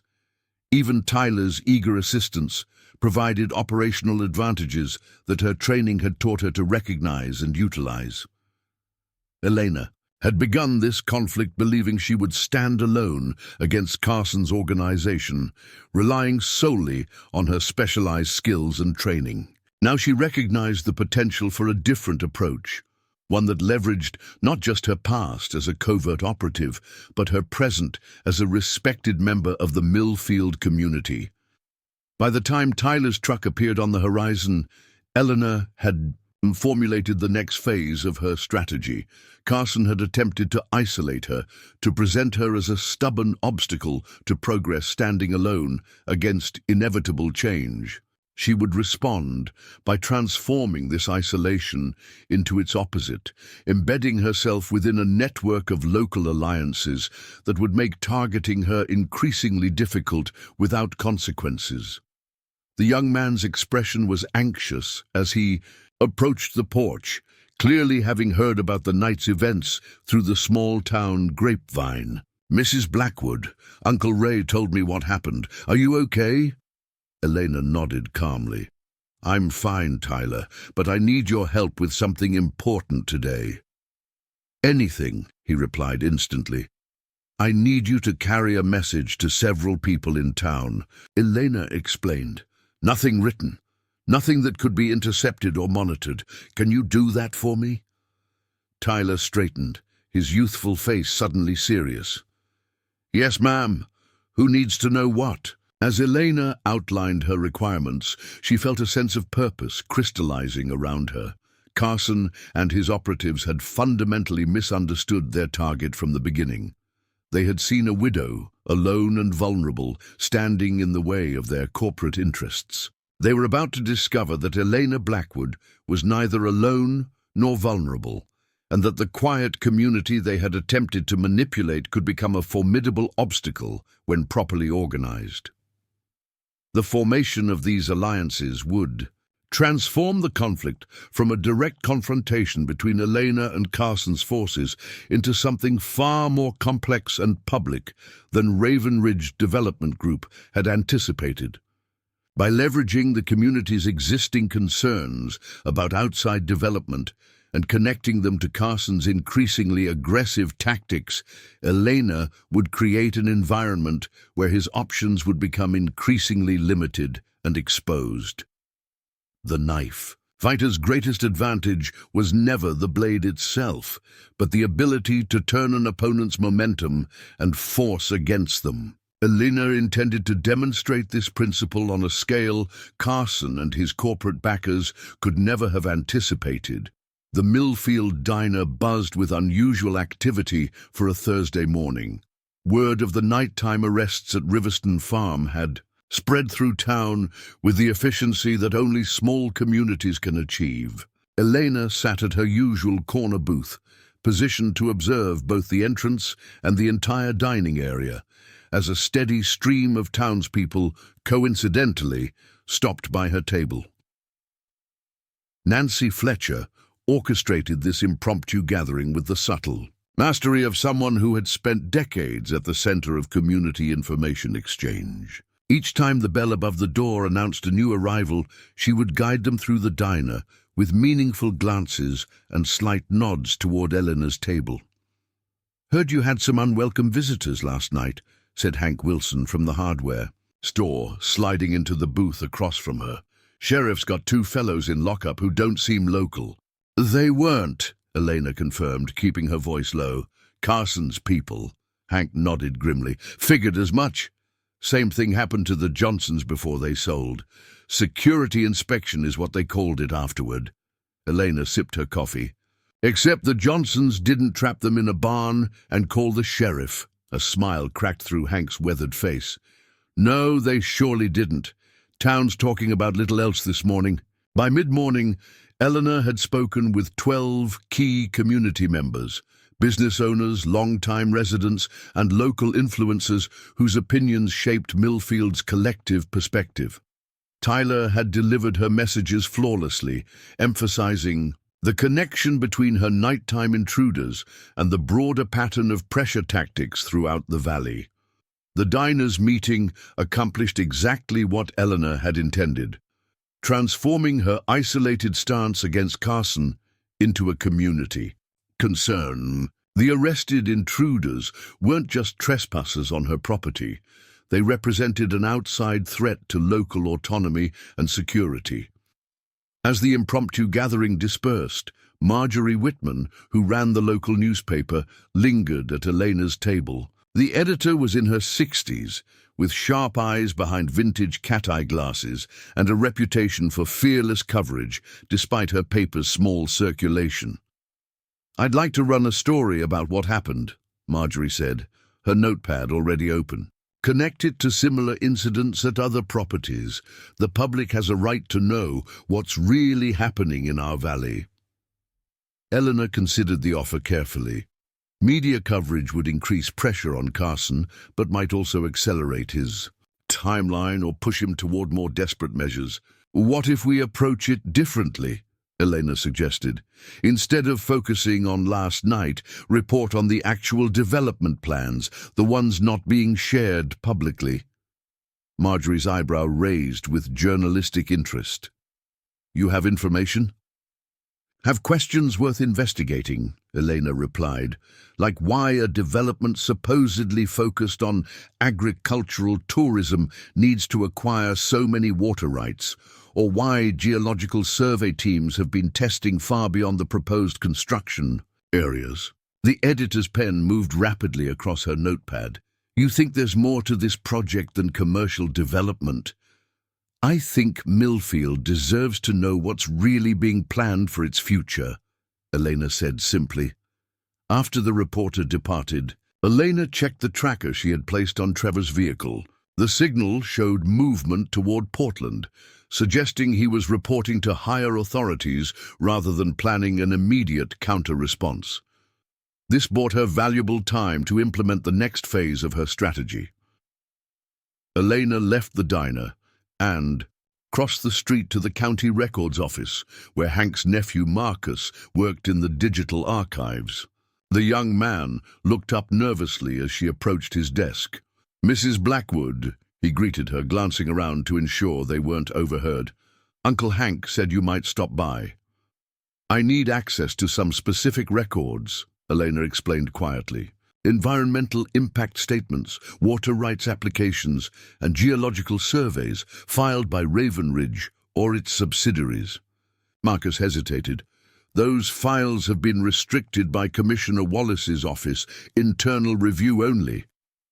"That's what I thought," Elena nodded. "Is there a digital access log that shows who's been reviewing the restricted files?" The young archivist understood her implication immediately. "Yes, Mom, and that log isn't restricted." 15 minutes later, Elena left with a printed record showing that representatives from 3 different federal agencies had accessed Millfield's restricted development files within the past month: the Environmental Protection Agency, the Bureau of Land Management, and most interestingly, the Department of Defense's Natural Resources Division. This evidence confirmed her intelligence about rare earth mineral deposits and explained the high-level interest in what should have been a routine commercial development. Carson wasn't just acquiring farmland, he was securing strategic resources with national security implications. Elena's next stop was the county assessor's office, where property transactions were recorded. Using her connection to Sheriff Dalton, she gained access to recent sales records, compiling a map of Raven Ridge acquisitions throughout the valley. The pattern that emerged was telling. They had systematically purchased properties along a geological formation that matched exactly with the rare earth mineral deposits identified in her intelligence briefing. By early afternoon, Eleanor had assembled a comprehensive picture of Carson's true operation. Raven Ridge Development was the public face of a sophisticated resource acquisition strategy, using the commercial development narrative as cover for securing control of mineral rights that would be worth billions once extraction began. The final piece fell into place when she visited the State Water Rights Registry website from the public library's computer. Recent applications showed Raven Ridge subsidiaries seeking permits for water usage volumes consistent with mining operations, not commercial development or agriculture. The applications had been expedited through regulatory channels with unusual speed, suggesting political influence at the state level. As Elena drove back to Riverstone Farm, she processed this expanded understanding of her opposition. Carson's aggressive tactics now made perfect sense. Her property sat atop a particularly rich concentration of the mineral deposits, making it a critical acquisition for their overall strategy. The timeline pressure she had detected likely related to pending federal regulatory approvals that would be easier to secure if they controlled all relevant properties before filing final permits. Tyler was waiting at the farm when she arrived, his expression simultaneously excited and anxious. "Mrs. Blackwood, Commissioner Wallace called an emergency meeting of the County Council for tomorrow morning. The agenda just says, public safety concerns, Riverstone Farm incident, but Uncle Ray thinks they're going to try to use what happened to pressure you somehow." Elena nodded thoughtfully. "That was faster than expected. They're worried about the narrative spreading through town. There's something else," Tyler continued. "Those guys who were arrested, they've already been released on bail. Some high-priced lawyer from Portland showed up and had them out within hours." "That's not surprising," Elena acknowledged. "But the arrests still served their purpose, creating official records and public awareness." She sent Tyler home early with specific instructions for the following day, then conducted a thorough security sweep of her property. As expected, There were signs of distant surveillance, fresh tire tracks on the service road that ran along the state forest boundary, subtle disturbances in the underbrush that suggested observation points had been established beyond her property. Rather than eliminating these surveillance positions, Elena deliberately left them intact. Let Carson's people watch her normal farm routines, her regular movements between house and outbuildings. The appearance of ordinary activities would serve her strategy while concealing her actual preparations. In the barn, Elena accessed her secure tablet, reviewing the intelligence she had gathered and formulating her approach for the public meeting. Carson would attempt to use official channels to isolate and pressure her, portraying her as dangerous, unstable, or a threat to economic progress. She would counter by revealing select portions of what she had discovered, enough to raise public concerns without exposing her intelligence sources. The tactical situation had evolved from a direct threat to her property into a complex public engagement where information would prove more valuable than physical confrontation. Yet Elena harbored no illusions that the physical threat had passed. Carson's operatives had merely retreated to reassess, not abandoned their objective. As evening approached, Elena received an encrypted message from her brother Michael. Surveillance satellite shows increased activity at Portland Private Airfield. Nexus Global corporate jet arrived 1600 hours. 6 individuals deplaned, loaded into black SUVs. Facial recognition identified Marcus Vega, Nexus head of security operations. High-value target with extensive special forces background and reputation. But problem-solving in South America and Eastern Europe. Elena's tactical assessment shifted immediately. Vega's arrival signaled a significant escalation. Nexus was sending their elite troubleshooter to address the situation personally rather than continuing to operate through Carson's local team. This development compressed her timeline and increased the threat level substantially. She replied to Michael with a brief acknowledgement and request. Continue monitoring. Priority on Vega movements and communications will require additional background on tactical preferences and operational patterns. Within an hour, her tablet received a comprehensive file on Marcus Vega. The contents were concerning. Vega specialized in resolving corporate acquisition obstacles through a combination of psychological pressure, strategic leverage, and, when necessary, precisely applied violence that rarely left evidence. His methodology emphasized identifying and exploiting a target's vulnerabilities rather than direct confrontation. Most troubling was his pattern of targeting a subject's personal connections first, creating isolation through pressure on family members, associates, or supporters. Elena had begun building community alliances specifically to counter Carson's isolation tactics, but Vega's approach would target those very relationships as points of vulnerability.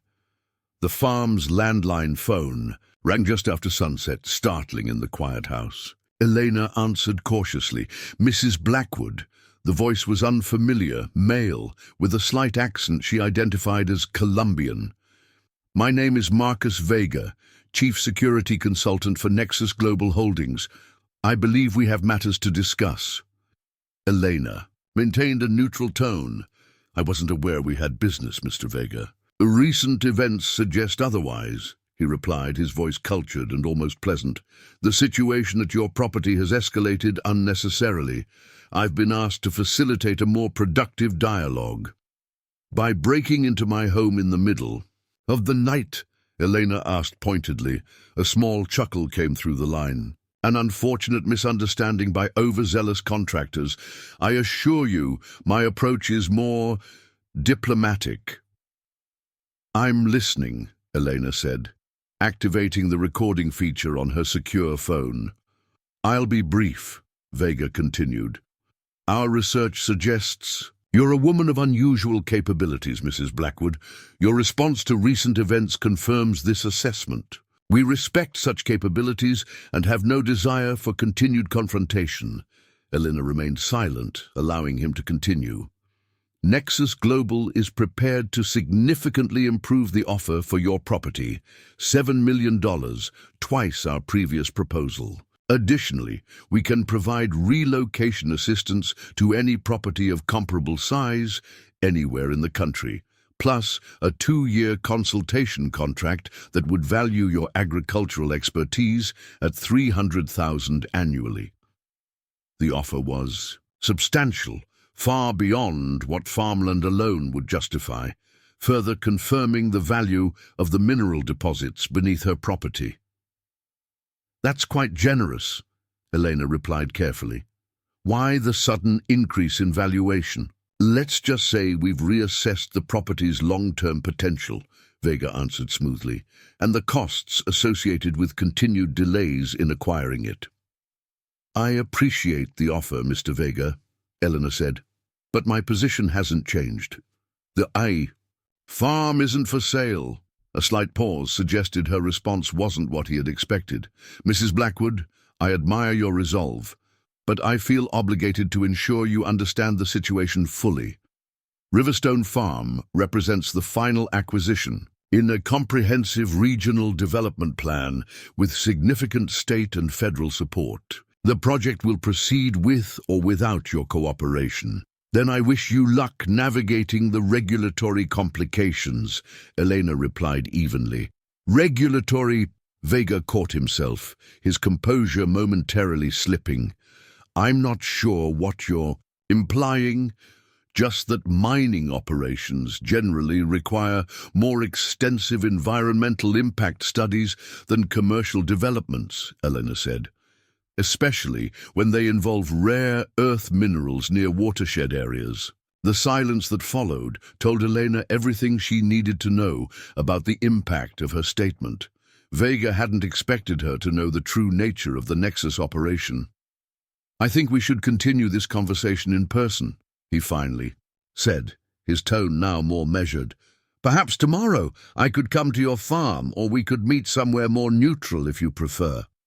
"Tomorrow won't work for me," Eleanor declined. "I have a county council meeting to attend." "Ah, yes, Commissioner Wallace's emergency session," Vega acknowledged. "Perhaps afterward, then."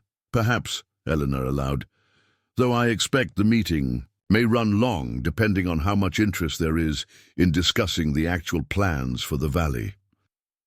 Another calculated silence followed.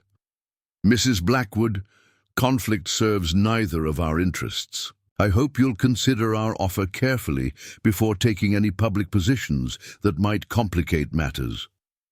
"I always consider my options carefully, Mr. Vega," Elena assured him. "Good night." After ending the call, Elena immediately transferred the recording to her secure tablet and sent a copy to Michael with a request for voice print confirmation and analysis. Vega's call had accomplished several things: confirming Nexus's direct involvement, revealing their awareness of her unusual capabilities, and most importantly, exposing their concern about public disclosure of the mining operation. Elena spent the next 2 hours preparing for the council meeting, organizing the information she had gathered into a presentation that would raise public awareness without revealing all she knew. The strategy required careful balance, enough disclosure to generate community concern and complicate Carson's efforts, but not so much that Nexus would be forced to take more desperate measures. Around midnight, Elena detected movement at the edge of her property, a single figure approaching with professional stealth through the eastern tree line. Rather than triggering alarms or confronting the intruder directly, she observed through night vision as they placed something at her property boundary, then retreated with equal care. After waiting to ensure the individual had truly departed, Elena investigated and found a small package wrapped in waterproof material.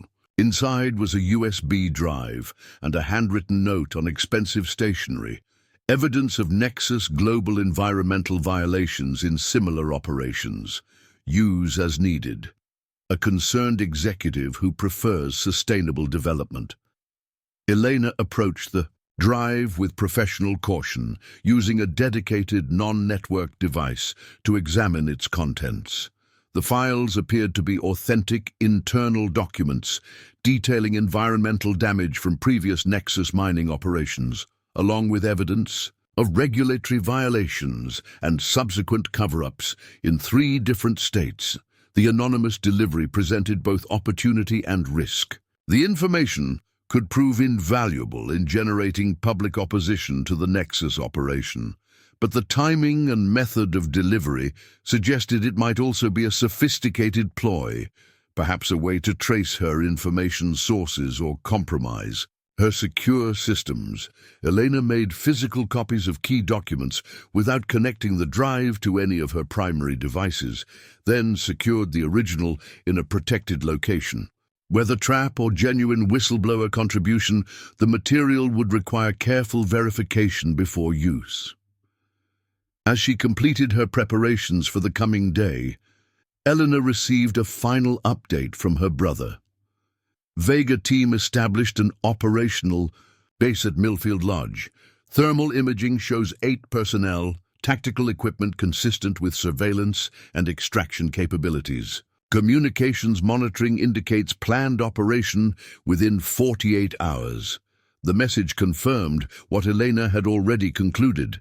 Vega was implementing a compressed timeline, likely planning to resolve the situation immediately following the council meeting, regardless of its outcome. His phone call had been a final formality, an opportunity for her to accept their terms before they moved to more definitive measures.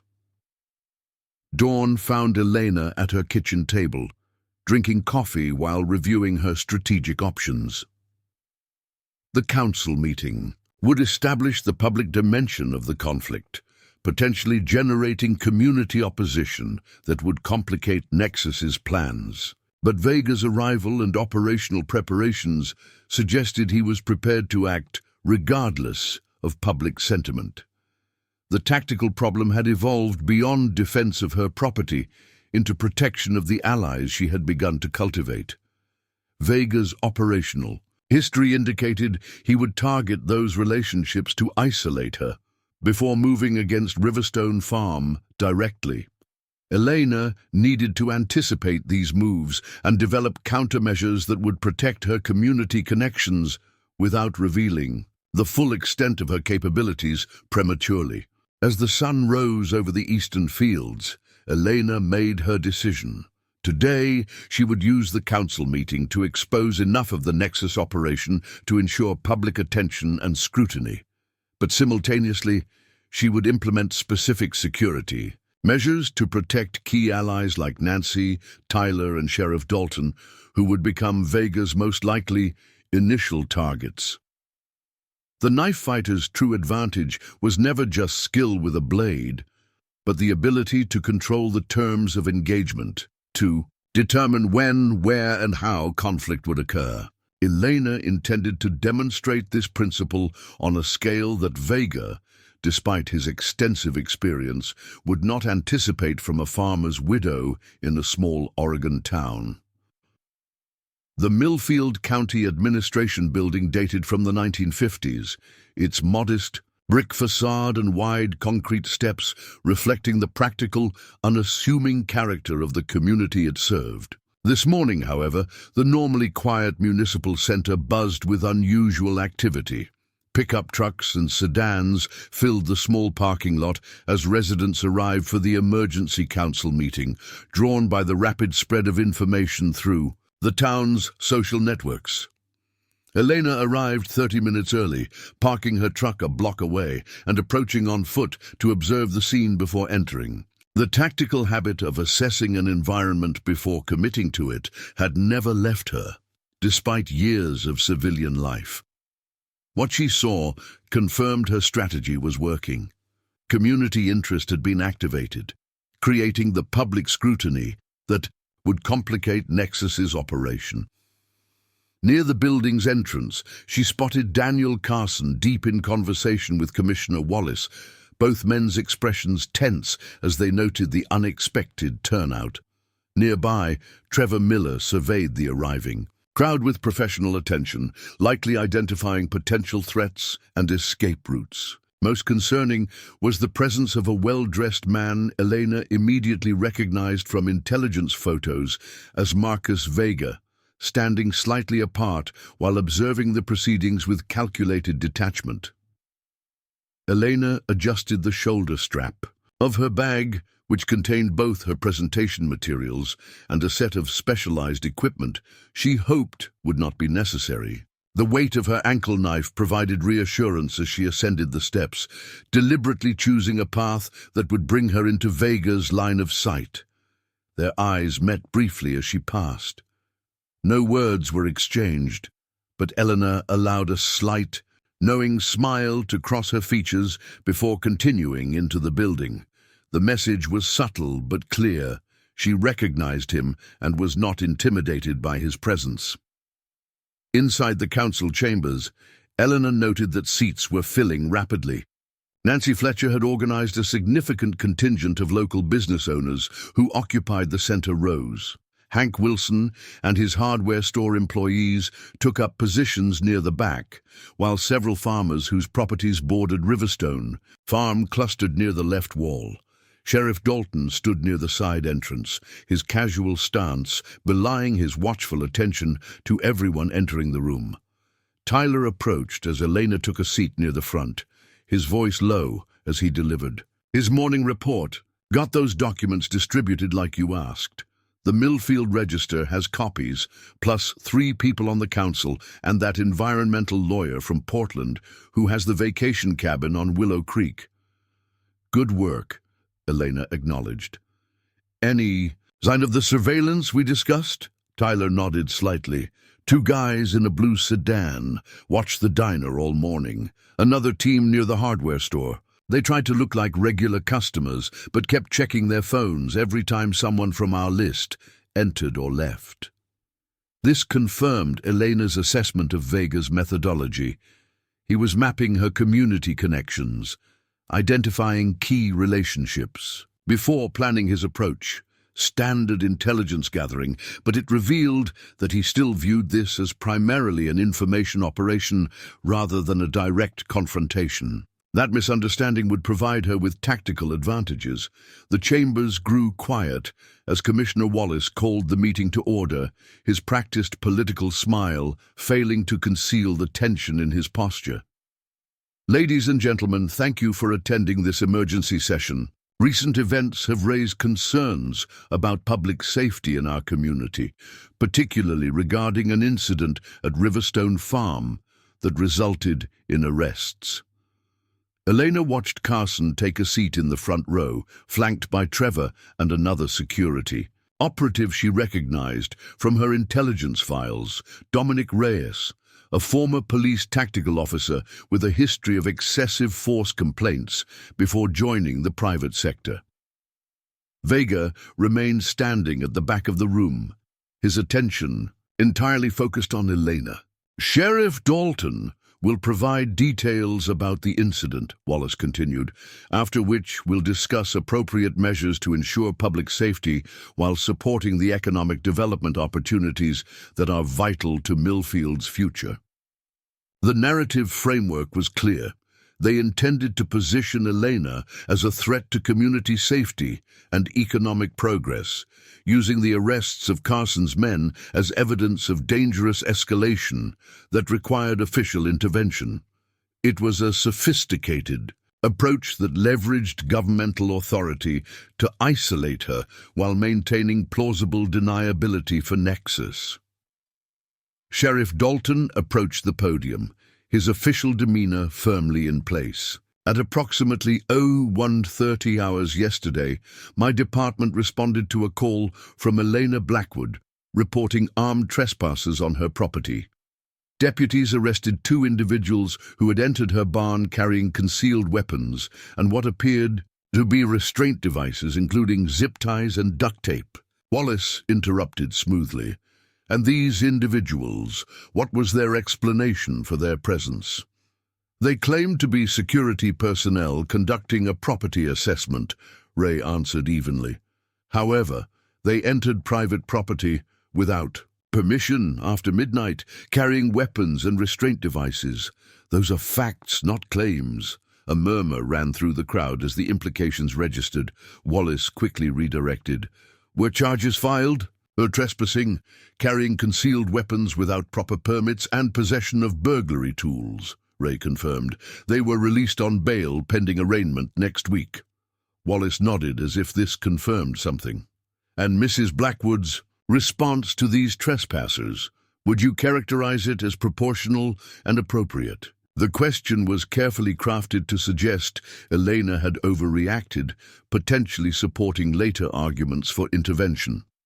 Sheriff Dalton, however, was not easily manipulated. Mrs. Blackwood secured unknown armed intruders in her barn and called law enforcement, he stated flatly. I'd call that remarkably restrained, given the circumstances. Before Wallace could redirect again, Elena raised her hand. Commissioner, I believe I have relevant information to contribute to this discussion. Wallace hesitated, clearly reluctant to give her the floor, but aware that refusing in front of the assembled community would appear suspicious. Of course, Mrs. Blackwood, please be brief. Eleanor approached the podium with measured confidence, setting her presentation materials on the surface while scanning the room. Every face was turned toward her, community members curious and concerned, Carson's team watchful and tense, Vega observing with clinical interest from his position at the back wall. Thank you, Commissioner Wallace. I came here today not to discuss the individuals who broke into my home, but to share information about the actual development plans for our valley, plans that have not been fully disclosed to this community. She activated the council chamber's projection system, displaying the first of her prepared slides, a map of property acquisitions throughout the region, color-coded to show Raven Ridge Holdings and their subsidiaries. As you can see, the properties being acquired follow a specific geological formation, Elena continued, her voice steady and authoritative. This pattern becomes significant when compared with geological survey data filed with state agencies. The next slide displayed survey results indicating mineral deposits, with property acquisitions clearly overlapping the highest concentration areas. A ripple of concerned conversation spread through the audience. What exactly are you suggesting, Mrs. Blackwood? Wallace demanded, his political composure beginning to crack. I'm not suggesting anything, Commissioner. I'm presenting documented facts, Elena replied evenly. The development described to this community as agricultural tourism and commercial revival appears to actually be a mineral extraction operation, specifically targeting rare earth elements used in technology manufacturing. Carson rose from his seat, attempting to regain control of the narrative. Mrs. Blackwood is engaging in baseless speculation. Raven Ridge Development is committed to sustainable commercial projects that will bring jobs and economic growth to Millfield. Elena met his gaze directly. Then perhaps you can explain these water usage permit applications filed by Nexus Global Holdings, Raven Ridge's parent company. The next slide displayed official documents showing permit requests for water volumes consistent with mining operations, not commercial development. The room erupted in concerned conversation as community members recognized the implications. Marjorie Whitman from the Millfield Register stood, her journalistic instincts fully engaged. Commissioner Wallace, were you aware of these mining plans when you expedited approval for the development projects? Wallace's expression hardened as he realized the situation was slipping from his control. This meeting was called to address public safety concerns, not to entertain conspiracy theories about legitimate business operations. Perhaps we should address both, suggested a new voice from the side entrance. The crowd turned to see a woman in her early 40s entering the chamber, her tailored suit and confident bearing marking her as someone accustomed to professional authority. Stephanie Grant, Environmental Protection Agency, Regional Enforcement Division. Elena concealed her surprise at this unexpected development. The EPA representative had not been part of her planned strategy, suggesting either a fortunate coincidence or Michael's background assistance extending beyond intelligence. Gathering, Grant approached the council table, presenting credentials to Wallace before addressing the chamber. "My office has been monitoring permit applications in this watershed for several months. Mrs. Blackwood's assessment of the situation appears consistent with our findings, which have raised significant regulatory concerns." Carson was now engaged in urgent whispered conversation with Vega, who had moved forward to stand near the council table.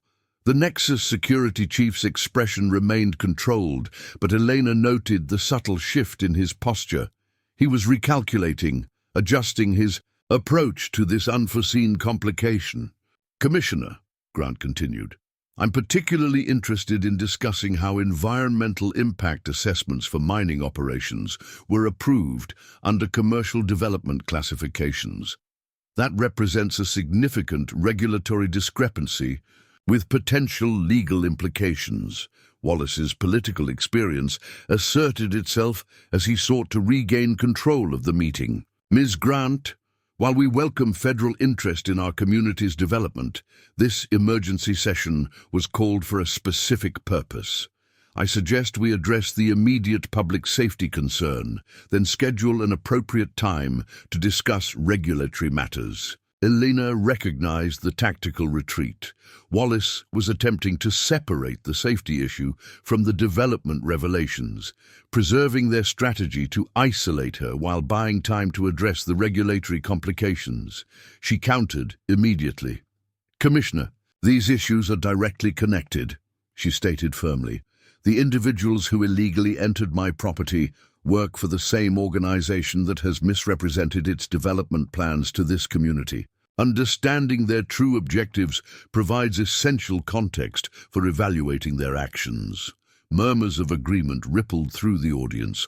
Elena had successfully linked the property invasions to the larger deception, making it difficult for Wallace to separate them without appearing to obscure relevant facts. Sheriff Dalton stepped forward, his timing impeccable. "If I might add, Commissioner, my department has documented multiple reports of suspicious property damage, equipment failures, and intimidation tactics at farms that initially refused to sell to Raven Ridge.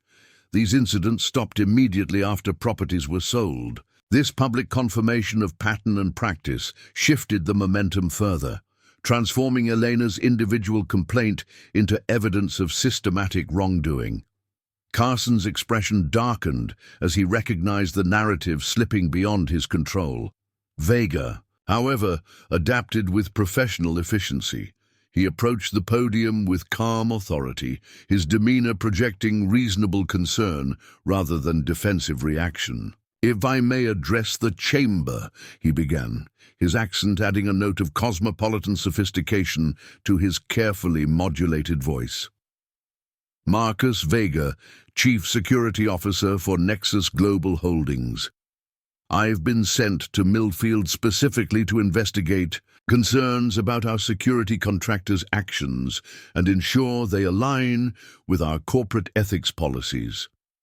Elena watched him work the room with grudging professional appreciation.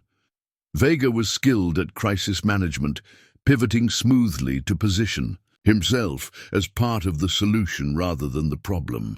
The incidents described by Sheriff Dalton and Mrs. Blackwood, if accurate, represent serious violations of our operational standards, Vega continued. Nexus Global has a zero-tolerance policy for intimidation tactics. I personally guarantee that any employees or contractors found to have engaged in such behavior will be immediately terminated and reported to appropriate authorities. His performance was masterful, acknowledging concerns while subtly questioning their validity, if accurate, accepting corporate responsibility while distancing leadership from the actions of rogue contractors. Most importantly, he was establishing himself as a reasonable authority figure addressing legitimate grievances, not an adversary to be resisted. As for the environmental and regulatory questions, Vega added, I'm not qualified to address technical details of our development plans. However, I've already contacted our executive team to request complete transparency with Ms. Grant's office and this community. If miscommunications have occurred, we are committed to correcting them. Elena allowed him to complete his performance before responding, recognizing that interrupting would only diminish her position. When Vega finished, she addressed her comments not to him, but to the assembled community. Transparency is essential moving forward, she agreed, particularly regarding the true nature of planned operations in our watershed. The environmental implications of rare earth mineral extraction are significant, including potential contamination of groundwater that our farms and families depend upon. This strategic redirection shifted focus from Vega's crisis management to concrete community concerns that would be difficult to dismiss. Elena continued by displaying the next slide in her presentation, a satellite image showing environmental damage from similar mining operations in other regions. This is Mountain Creek Valley in Colorado, before and after 2 years of operations by a Nexus subsidiary, she explained, allowing the stark contrast between pristine landscape and industrial devastation to register with the audience. The operation was eventually shut down for environmental violations, but only after significant damage had occurred. Hank Wilson stood from his seat at the back of the room. Commissioner Wallace, I think we need straight answers before any more permits are approved. What exactly is planned for our valley, and who's going to ensure our water and land are protected? Calls of agreement rose from throughout the chamber, the community concern now palpable. Wallace attempted to adjourn the meeting, citing the need for further investigation and proper scheduling of regulatory discussions. But the momentum had shifted decisively. Stephanie Grant from the EPA seized the opportunity, announcing an immediate freeze on all permit approvals pending full environmental review. My office will establish a community liaison for anyone with information relevant to our investigation, she added, handing business cards to several attendees nearest her. As the formal meeting dissolved into clusters of concerned discussion, Elena tracked Vega's movements carefully. The security chief had withdrawn to confer with Carson and Trevor, their expressions conveying controlled urgency rather than defeat. They were regrouping, not retreating, a tactical adjustment rather than strategic withdrawal. Sheriff Dalton approached Elena as she gathered her materials, keeping his voice low. You've stirred up quite a hornet's nest. Carson's people won't take this public exposure lightly. I'm counting on it, Elena replied quietly. Public attention is our strongest asset right now. Ray studied her with concern. They'll still come. After you, just more carefully now. I can assign a deputy. That would just put someone else at risk, Elena interrupted gently. I can handle myself, Ray. Better to have your deputies watching for any retaliation against others who spoke up today. The sheriff nodded reluctantly. At least let me know if you see anything suspicious. No delays, no handling it yourself first. Agreed. Elena conceded, recognizing the value of maintaining this alliance. As she prepared to leave, Elena noticed Vega watching her from across the chamber. The security chief inclined his head slightly in acknowledgement of her effective countermove, a professional's recognition of skilled opposition. The gesture might have seemed respectful, but Elena recognized it for what it truly was: a predator's assessment before adjusting tactics for the next attack. Outside the building, Elena implemented the next phase of her strategy. Rather than returning directly to Riverstone Farm, she moved through Millfield in a carefully planned pattern, making brief stops at key locations where she knew Vega's surveillance. Teams would be watching. At each stop, she engaged in brief, visible conversations with community members who had attended the meeting, reinforcing the public nature of the conflict and her network of local connections. This visibility served multiple purposes, demonstrating community support that would complicate direct action against her, forcing Vega's team to maintain widespread surveillance rather than concentrating on Riverstone Farm, and most importantly, establishing patterns that she could later exploit or disrupt as tactically necessary. By mid-afternoon, Eleanor had completed her circuit of the town and finally returned to her property. A careful survey revealed the expected increase in surveillance. 2 observation positions at the forest boundary, a vehicle periodically passing on the county road, and evidence of electronic monitoring directed at her communication systems. Rather than immediately countering these measures, Elena deliberately maintained normal patterns throughout the afternoon, working in the fields, tending to livestock, and performing routine maintenance on farm equipment. This apparent return to regular activities would encourage Vega's team to settle into observation routines that she could exploit later. As dusk approached, Eleanor received an encrypted message from Michael. EPA involvement not coincidental. Activated. Resources within the regional office based on your intelligence. Grant is a legitimate investigator with a history of successful enforcement actions. Vega team communications indicate tactical reassessment in progress. Surveillance assets being redistributed throughout the area. Recommend elevated security. Posture. The message confirmed Elena's assessment. Vega was transitioning from intelligence gathering to operational positioning. The public exposure had not deterred Nexus, but had forced them to adjust their approach. The coming confrontation would be more subtle, but potentially more dangerous, as Vega would now operate with greater caution and more limited options. Inside the farmhouse, Elena initiated the elevated security protocols Michael had recommended. Motion sensors were recalibrated for heightened sensitivity. Communication channels were secured against potential interception. Defensive positions throughout the property were verified and supplied for potential extended engagement. Most importantly, Elena prepared for the psychological aspect of Vega's likely approach. His operational history suggested he would attempt to isolate her through pressure on her newly visible support network, creating leverage he could exploit to force compliance. She needed to anticipate these moves and develop countermeasures that would protect her allies without revealing her full capabilities prematurely.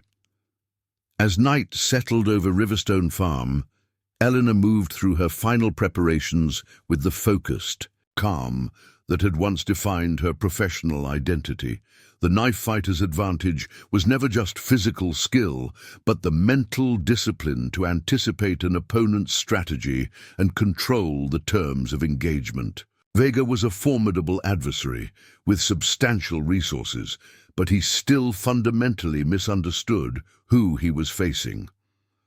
Elena checked her primary combat knife, testing its familiar balance and perfect edge before returning it to its sheath. Vega had spent the day reassessing her as an opponent, recalculating his approach based on the day's revelations. What he couldn't know was that she had done exactly the same, using his response to the council meeting to gain crucial insights into his tactical preferences and decision patterns. The quiet widow of Riverstone Farm had revealed herself as a significant obstacle to Nexus Global's plans. Now Eleanor Reese, the knife combat specialist who had spent years turning opponents' strength against them, would ensure that Marcus Vega's next move became his most critical mistake. Midnight cast long shadows across Riverstone Farm as Eleanor completed her final security circuit. The property had fallen into an uneasy quiet following an afternoon of heightened surveillance. Vega's observation teams had maintained their positions until sunset, then withdrawn in a coordinated pattern that suggested not retreat, but tactical repositioning. Elena knew better than to interpret their disappearance as abandonment of the operation. Her intelligence on Vega's methodology indicated his preference for night operations after establishing thorough daytime surveillance. The council meeting had forced him to adjust his timeline, but not his fundamental approach. Inside the farmhouse, Eleanor surveyed the tactical preparations she had implemented throughout the evening. The deliberately obvious security measures, reinforced doors, visible motion sensors, exterior lighting, were functional but primarily served as misdirection. Her true defensive strategy relied on elements that remained invisible to outside observation. Pressure plates beneath key entry points, specialized acoustic sensors tuned to detect movement in blind spots, and passive infrared triggers positioned to cover unconventional approach vectors. Her secure tablet displayed the integrated security feed, showing no current breaches, but confirming what she had suspected. Electronic probes had been attempting to access her communication systems for the past hour. The pattern suggested professional-grade intrusion tools, likely operated by a technical specialist on Vega's team with the objective of disabling security or gathering intelligence before physical engagement. Eleanor allowed these attempts to continue, having isolated her critical systems while maintaining honeypot networks that would provide misleading information to any successful intrusion. The more resources Vega committed to electronic warfare, the fewer would be available for direct action. At precisely 1:30 a.m., her phone vibrated with an encrypted message from Michael. Thermal signature movement detected approaching from northwest quadrant. 6 individuals, tactical formation, equipment profile consistent with capture, extraction operation, secondary team holding position at County Road Junction, likely vehicle support for rapid departure. Elena acknowledged the intelligence with a brief confirmation code, then moved to her predetermined observation position on the farmhouse's second floor. Through her night vision monocular, she identified the approaching team as they emerged from the tree line at the property's northwestern boundary. The tactical formation confirmed Vega's direct involvement. The 6-person team moved with the disciplined spacing and coordinated progress that reflected his training methodology. 4 operators maintained standard approach formation, while 2 specialists handled technical equipment, likely communications and countermeasures gear designed. To defeat conventional security systems, Elena allowed herself a small, cold smile. Vega had assembled a professional extraction team, armed with advanced equipment and operating under optimal conditions. He still fundamentally misunderstood the nature of his opposition. As the team reached the first of her early warning triggers, a nearly invisible filament stretched 6 inches above ground level across their approach vector. Eleanor activated the initial phase of her counter-strategy. Rather than immediately alerting or engaging them, she implemented subtle environmental manipulations designed to create uncertainty. The irrigation system activated in a distant section of the property, drawing momentary attention from the team's point operators. Motion-activated lighting near the barn flickered irregularly, suggesting electrical problems rather than deliberate signals. A recording of Thorne's distinctive bark played briefly through a concealed speaker at the property's eastern boundary, opposite from the team's current position.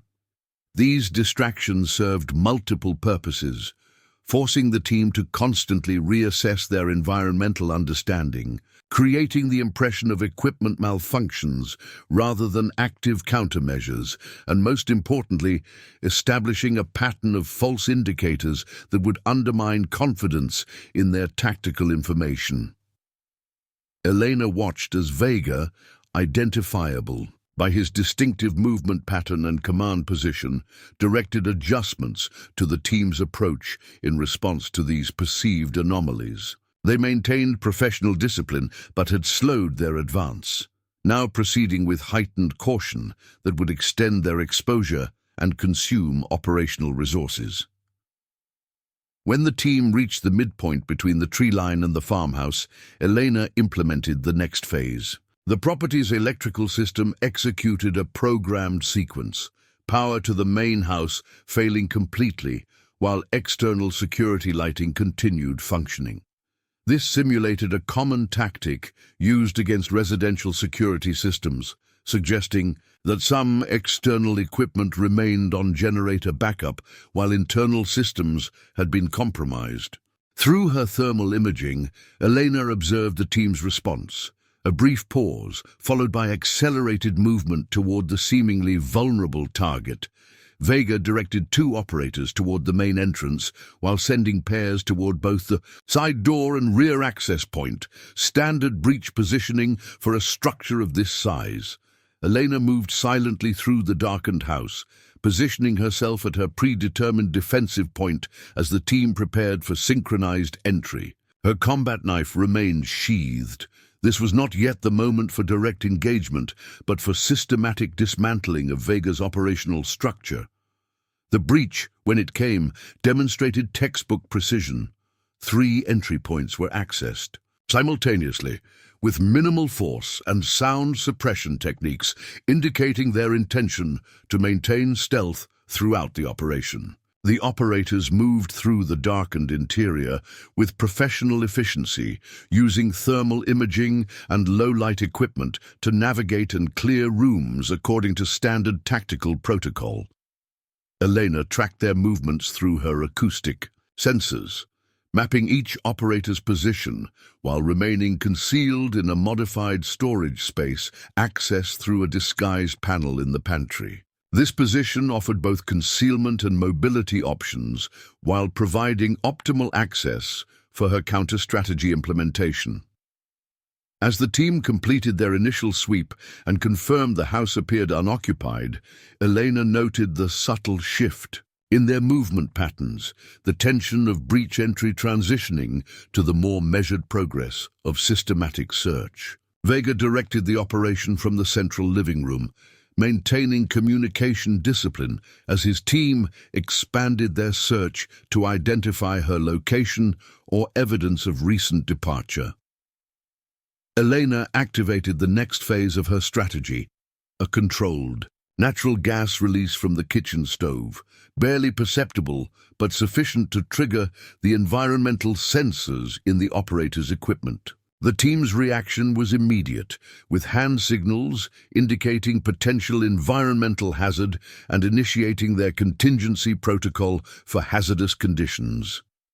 This disruption accomplished 2 objectives, forcing them to partially compromise their stealth by activating emergency breathing apparatus and creating division in their tactical approach as team members debated whether the gas release was accidental or deliberate. Elena used this momentary disorganization to implement her first direct action. Moving with the silent efficiency that had once been her professional signature, she emerged from concealment and approached the nearest isolated operator, a communications specialist who had separated slightly from the main group to establish a signal relay near the rear entrance. The specialist never detected her approach. Elena's hand closed over his mouth while her other arm applied precise pressure to the carotid artery, using a control technique that rendered him unconscious within seconds. No alarm was raised, no distress signal transmitted. She secured him with his own restraints and concealed him within the storage space she had just vacated. 1 operator neutralized, 5 remaining. The tactical dynamics had shifted subtly but significantly. Elena returned to shadow movement through the farmhouse, tracking the team's increasingly thorough search pattern. Their professional discipline remained intact, but subtle indicators of growing concern were evident in their accelerated pace and more frequent communication checks. The missing team member had been noted, triggering elevated alert status without yet confirming hostile presence. Vega directed a consolidation of his remaining force, pairing operators rather than maintaining individual search patterns, a standard response to potential team compromise. This adaptation reflected solid tactical doctrine, but created the opportunity Elena had anticipated. As 2 operators moved to check the farmhouse's second floor, Elena implemented her next countermeasure, a controlled power restoration that activated specific systems throughout the house. Lights flickered momentarily, digital displays reset, and most importantly, the home security system emitted the distinctive tones of reactivation. The psychological impact was immediate and profound. What had appeared to be a successful security bypass was suddenly revealed as potential deception. Uncertainty rippled through the team's tactical coordination, with operators instinctively checking equipment and reassessing their environmental security. Elena used this momentary disruption to isolate and neutralize a second operator who had moved to check the basement access. Again, her approach was silent, her technique precise, pressure applied to specific nerve clusters that incapacitated without opportunity for alarm. The operator was secured and concealed with the same efficient economy of movement that had defined her former professional operations. 2 neutralized, 4 remaining. The tactical balance continued to shift. Vega recognized the pattern now unfolding. His voice low but urgent as he directed his remaining team to defensive positioning within the central living area. The operational paradigm had shifted from offensive search to defensive security, a fundamental change that surrendered initiative and created tactical vulnerability. Elena observed this transition from concealment, recognizing the moment to accelerate her dismantling strategy. Rather than continuing the pattern of individual neutralization, she shifted to psychological operations designed to erode team cohesion and decision quality. A series of carefully timed mechanical activations throughout the house: the refrigerator, compressor cycling, heating vents adjusting, water pipes expanding, created an acoustic environment of irregular, unpredictable sounds that forced constant threat assessment. Elena supplemented these natural distractions with deliberately triggered noises from different directions, creating the impression of movement throughout the structure. The effect on the remaining operators was profound. Their professional discipline remained evident, but their tactical positioning revealed increasing stress. Shortened response times, exaggerated scanning patterns, and most telling, the gradual tightening of their defensive perimeter around Vega's position. Elena directly engaged the team for the first time, using a technique from her specialist training, a thrown knife that embedded precisely in the wooden floor just inches from an operator's position. The blade's sudden appearance, seemingly from nowhere despite their thermal and night vision equipment, created exactly the psychological impact she had intended. Controlled professional response dissolved into immediate reactive fire, suppressed. Weapons discharging toward the perceived threat direction. The breach of fire discipline confirmed the team's deteriorating tactical coherence and created the opportunity for Elena's next move.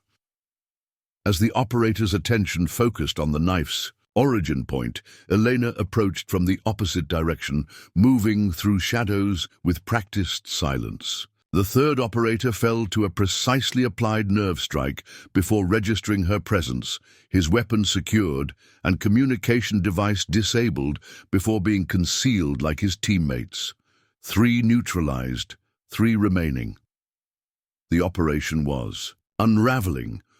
Vega recognized the systematic dismantling of his team and made the decision that Elena had anticipated, initiating emergency extraction protocols. He directed his remaining operators to establish a defensive position around him, while activating emergency communication to the vehicle team waiting at the county road.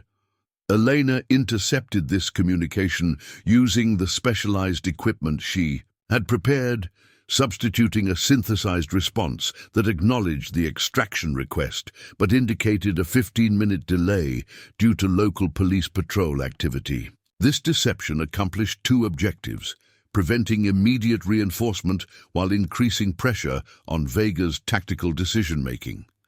The remaining team now concentrated in a single defensive position, abandoning the broader operational objective in favor of security and extraction. Their tactical options had been systematically reduced, their operational cohesion compromised, their confidence eroded by an opponent they could not locate or engage effectively.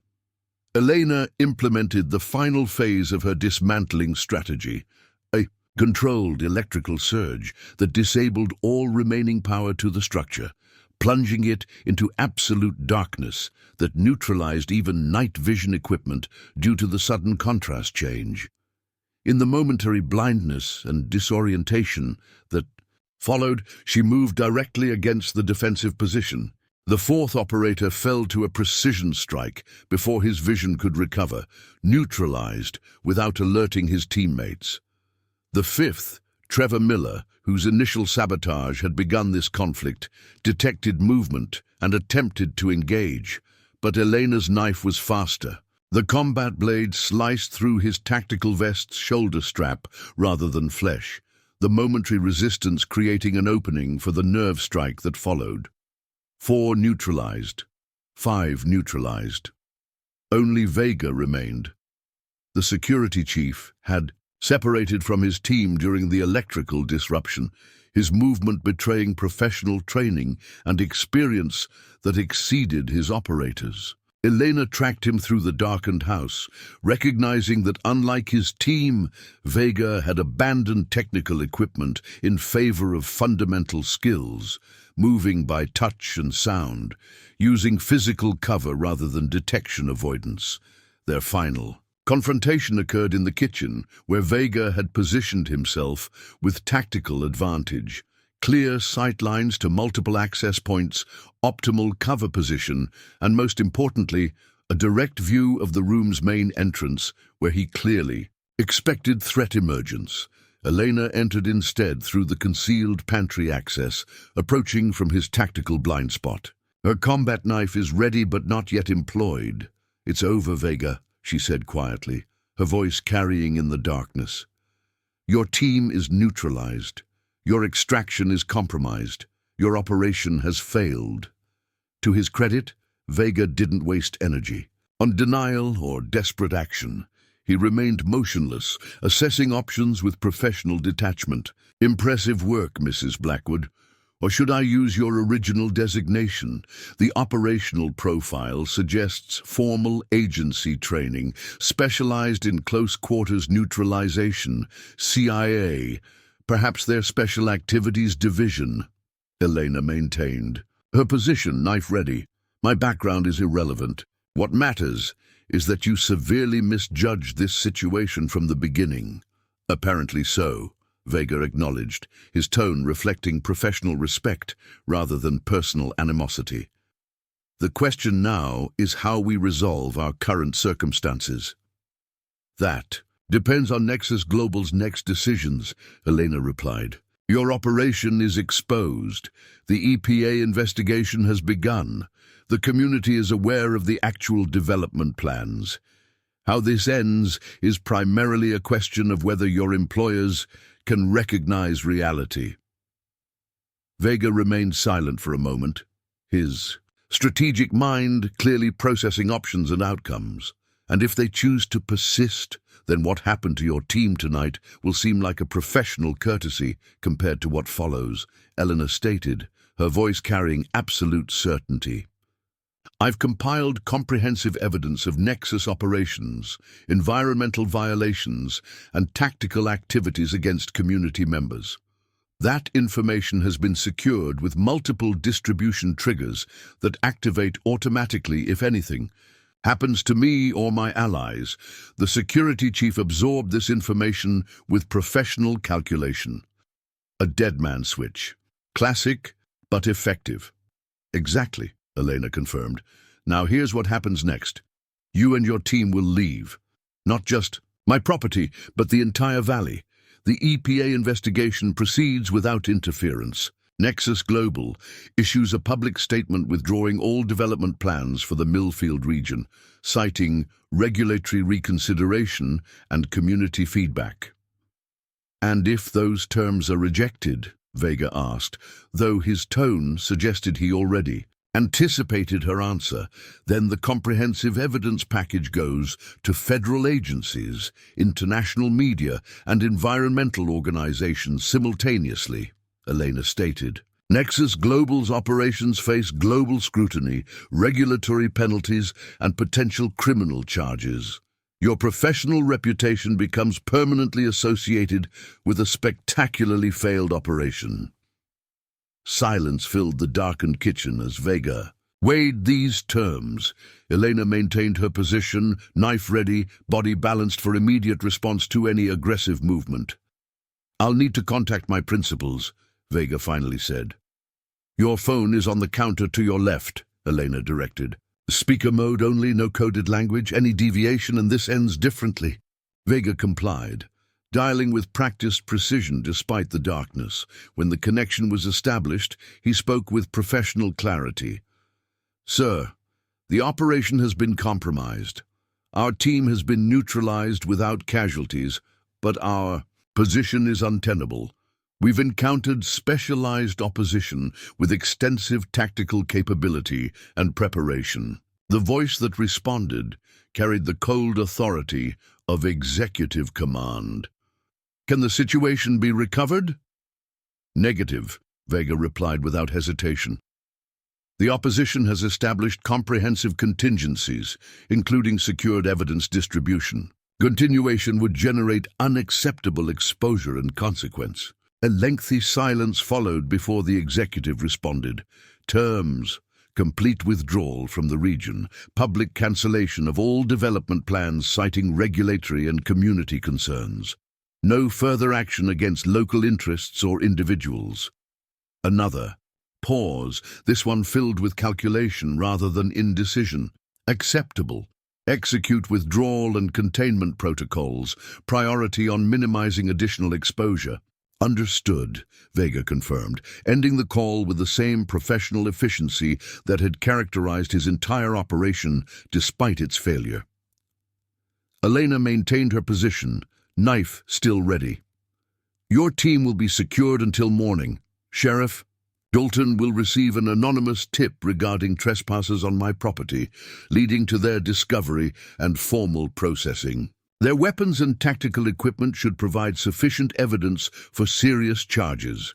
"They were following orders," Vega noted. "Orders to abduct or eliminate a civilian on American soil," Elena countered. "Their choice to participate has consequences." Vega nodded slightly, acknowledging the reality of the situation. "And myself. You walk out of here, return to your principals, and ensure the agreed terms are implemented," Elena stated. "But understand clearly, if Nexus attempts to resume operations here, or if anything happens to anyone connected to this situation, the evidence package releases immediately." "A perpetual deadman switch," Vega observed. "Effective deterrence, I learned from professionals," Elena confirmed. The security chief remained silent for a moment, then asked the question that professional curiosity demanded. "How did you neutralize my entire team without triggering alerts or causing casualties? That capability suggests very specialized training." Eleanor allowed herself a small, cold smile in the darkness. "You prepared for a tactical engagement against an isolated target. You should have researched what happened to the last group of men who underestimated a knife fighter operating on her own territory." Dawn broke over Riverstone Farm as Sheriff Dalton supervised the processing of 5 detained suspects found secured in Elena's barn following an anonymous tip. The men remained stone-faced as deputies documented their tactical equipment, weapons, and communications gear, evidence that transformed routine trespassing into serious criminal charges with potential federal implications. Elena watched from her porch, a cup of morning tea warming her hands as Ray approached after completing the initial procedures. "Anonymous tip, huh?" the sheriff commented dryly. "Just happened to find 5 professionally equipped intruders trussed up in your barn, with no signs of struggle." Elena sipped her tea. Very mysterious. Ray studied her with a mixture of concern and newfound respect. These aren't local troublemakers, Elena. Their equipment is military grade. The youngest has 3 tours in special operations before going into the private sector. What exactly happened here last night? I imagine they'll claim they were conducting a security assessment, Elena replied evenly. Unfortunately for them, breaking and entering while armed creates legal complications regardless of their explanation. The sheriff shook his head slowly. You know that's not what I'm asking. Elena met his gaze directly. Some questions are better left unasked, Ray. What matters is that I suspect Millfield won't be seeing further development pressure from Raven Ridge or its parent company. As if confirming her assessment, Ray's radio crackled with an incoming message from his office. The dispatcher's voice carried clear surprise. Sheriff, we just received a press release from Nexus Global Holdings announcing the immediate withdrawal of all development applications for the county, citing regulatory complexities and community feedback. Commissioner Wallace is apparently calling an emergency session to discuss implications. Ray clicked off his radio, studying Elena with renewed curiosity. That's quite a coincidence. Sometimes things work out, she replied simply. After the sheriff departed with his prisoners, Elena performed a final security sweep of her property, confirming that all traces of the night's confrontation had been professionally removed. Vega had honored the immediate terms of their agreement, dispatching a cleanup team that had operated with silent efficiency before dawn. By mid-morning, Eleanor's secure tablet confirmed that Nexus Global had initiated full withdrawal protocols. Satellite imagery showed vehicles departing from their local operations center, and communications monitoring indicated organizational repositioning rather than tactical regrouping. A message from Michael provided final confirmation. Nexus Executive Board, in emergency session. Stock trading suggests the market anticipating negative announcements. EPA investigation proceeding with expanded scope, including operations in 3 additional states. Recommend maintaining security protocols for minimum 30 days while monitoring for compliance violations. Elena acknowledged the recommendation while beginning the process of restoration, returning her home and property to their normal function while maintaining essential security measures as insurance against potential future complications. The specialized equipment was secured in its hidden compartments, combat knives returned to their concealed positions, tactical gear stored for potential future need. By afternoon, Tyler arrived for his regular work schedule, his young face filled with barely contained excitement as he recounted the news spreading through town. Everyone's talking about Nexus pulling out and the arrests at your farm. Uncle Ray won't say exactly what happened, but people are saying, "You caught Carson's entire security team trying to break in." Elena maintained her composed exterior while directing him toward the day's agricultural tasks. The important thing is that Millfield can focus on sustainable development that actually benefits the community. As they worked in the berry fields through the afternoon, Elena found herself reflecting on the unexpected outcome of the conflict. She had prepared to defend her property using the specialized skills of her former identity, expecting a direct confrontation that would require the full implementation of her tactical capabilities. Instead, the resolution had emerged through a more complex integration of those skills with her current identity's resources, community connections, local knowledge, and the defensive advantage of operating on ground made sacred by her years with Jack. Elena Reese's training had provided the technical foundation, but Elena Blackwood's life had created the context that made victory possible. As sunset painted the western fields in shades of amber that reminded her of autumn evenings with Jack, Elena sat on the porch steps, Thorn resting contentedly at her feet. The farm felt different now, no longer just the peaceful refuge she had created with her husband, but a place successfully defended through her own strength and skill. For the first time since Jack's death, Elena felt fully present in both aspects of her identity. The precisely trained operative and the dedicated farmer, no longer separate selves but integrated facets of a single, complete person. The skills she had once used in service to national security had now protected the home and community she had come to cherish. Tomorrow would bring practical matters, statements to the sheriff, conversations with neighbors, decisions about seasonal planting.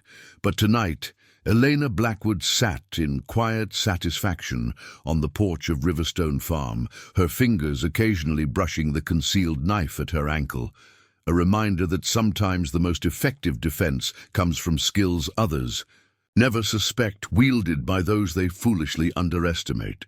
Up next, you've got two more standout stories right on your screen. If this one hits the mark, you won't want to pass these up. Just click and check them out. And don't forget to subscribe and turn on the notification bell so you don't miss any upload from us.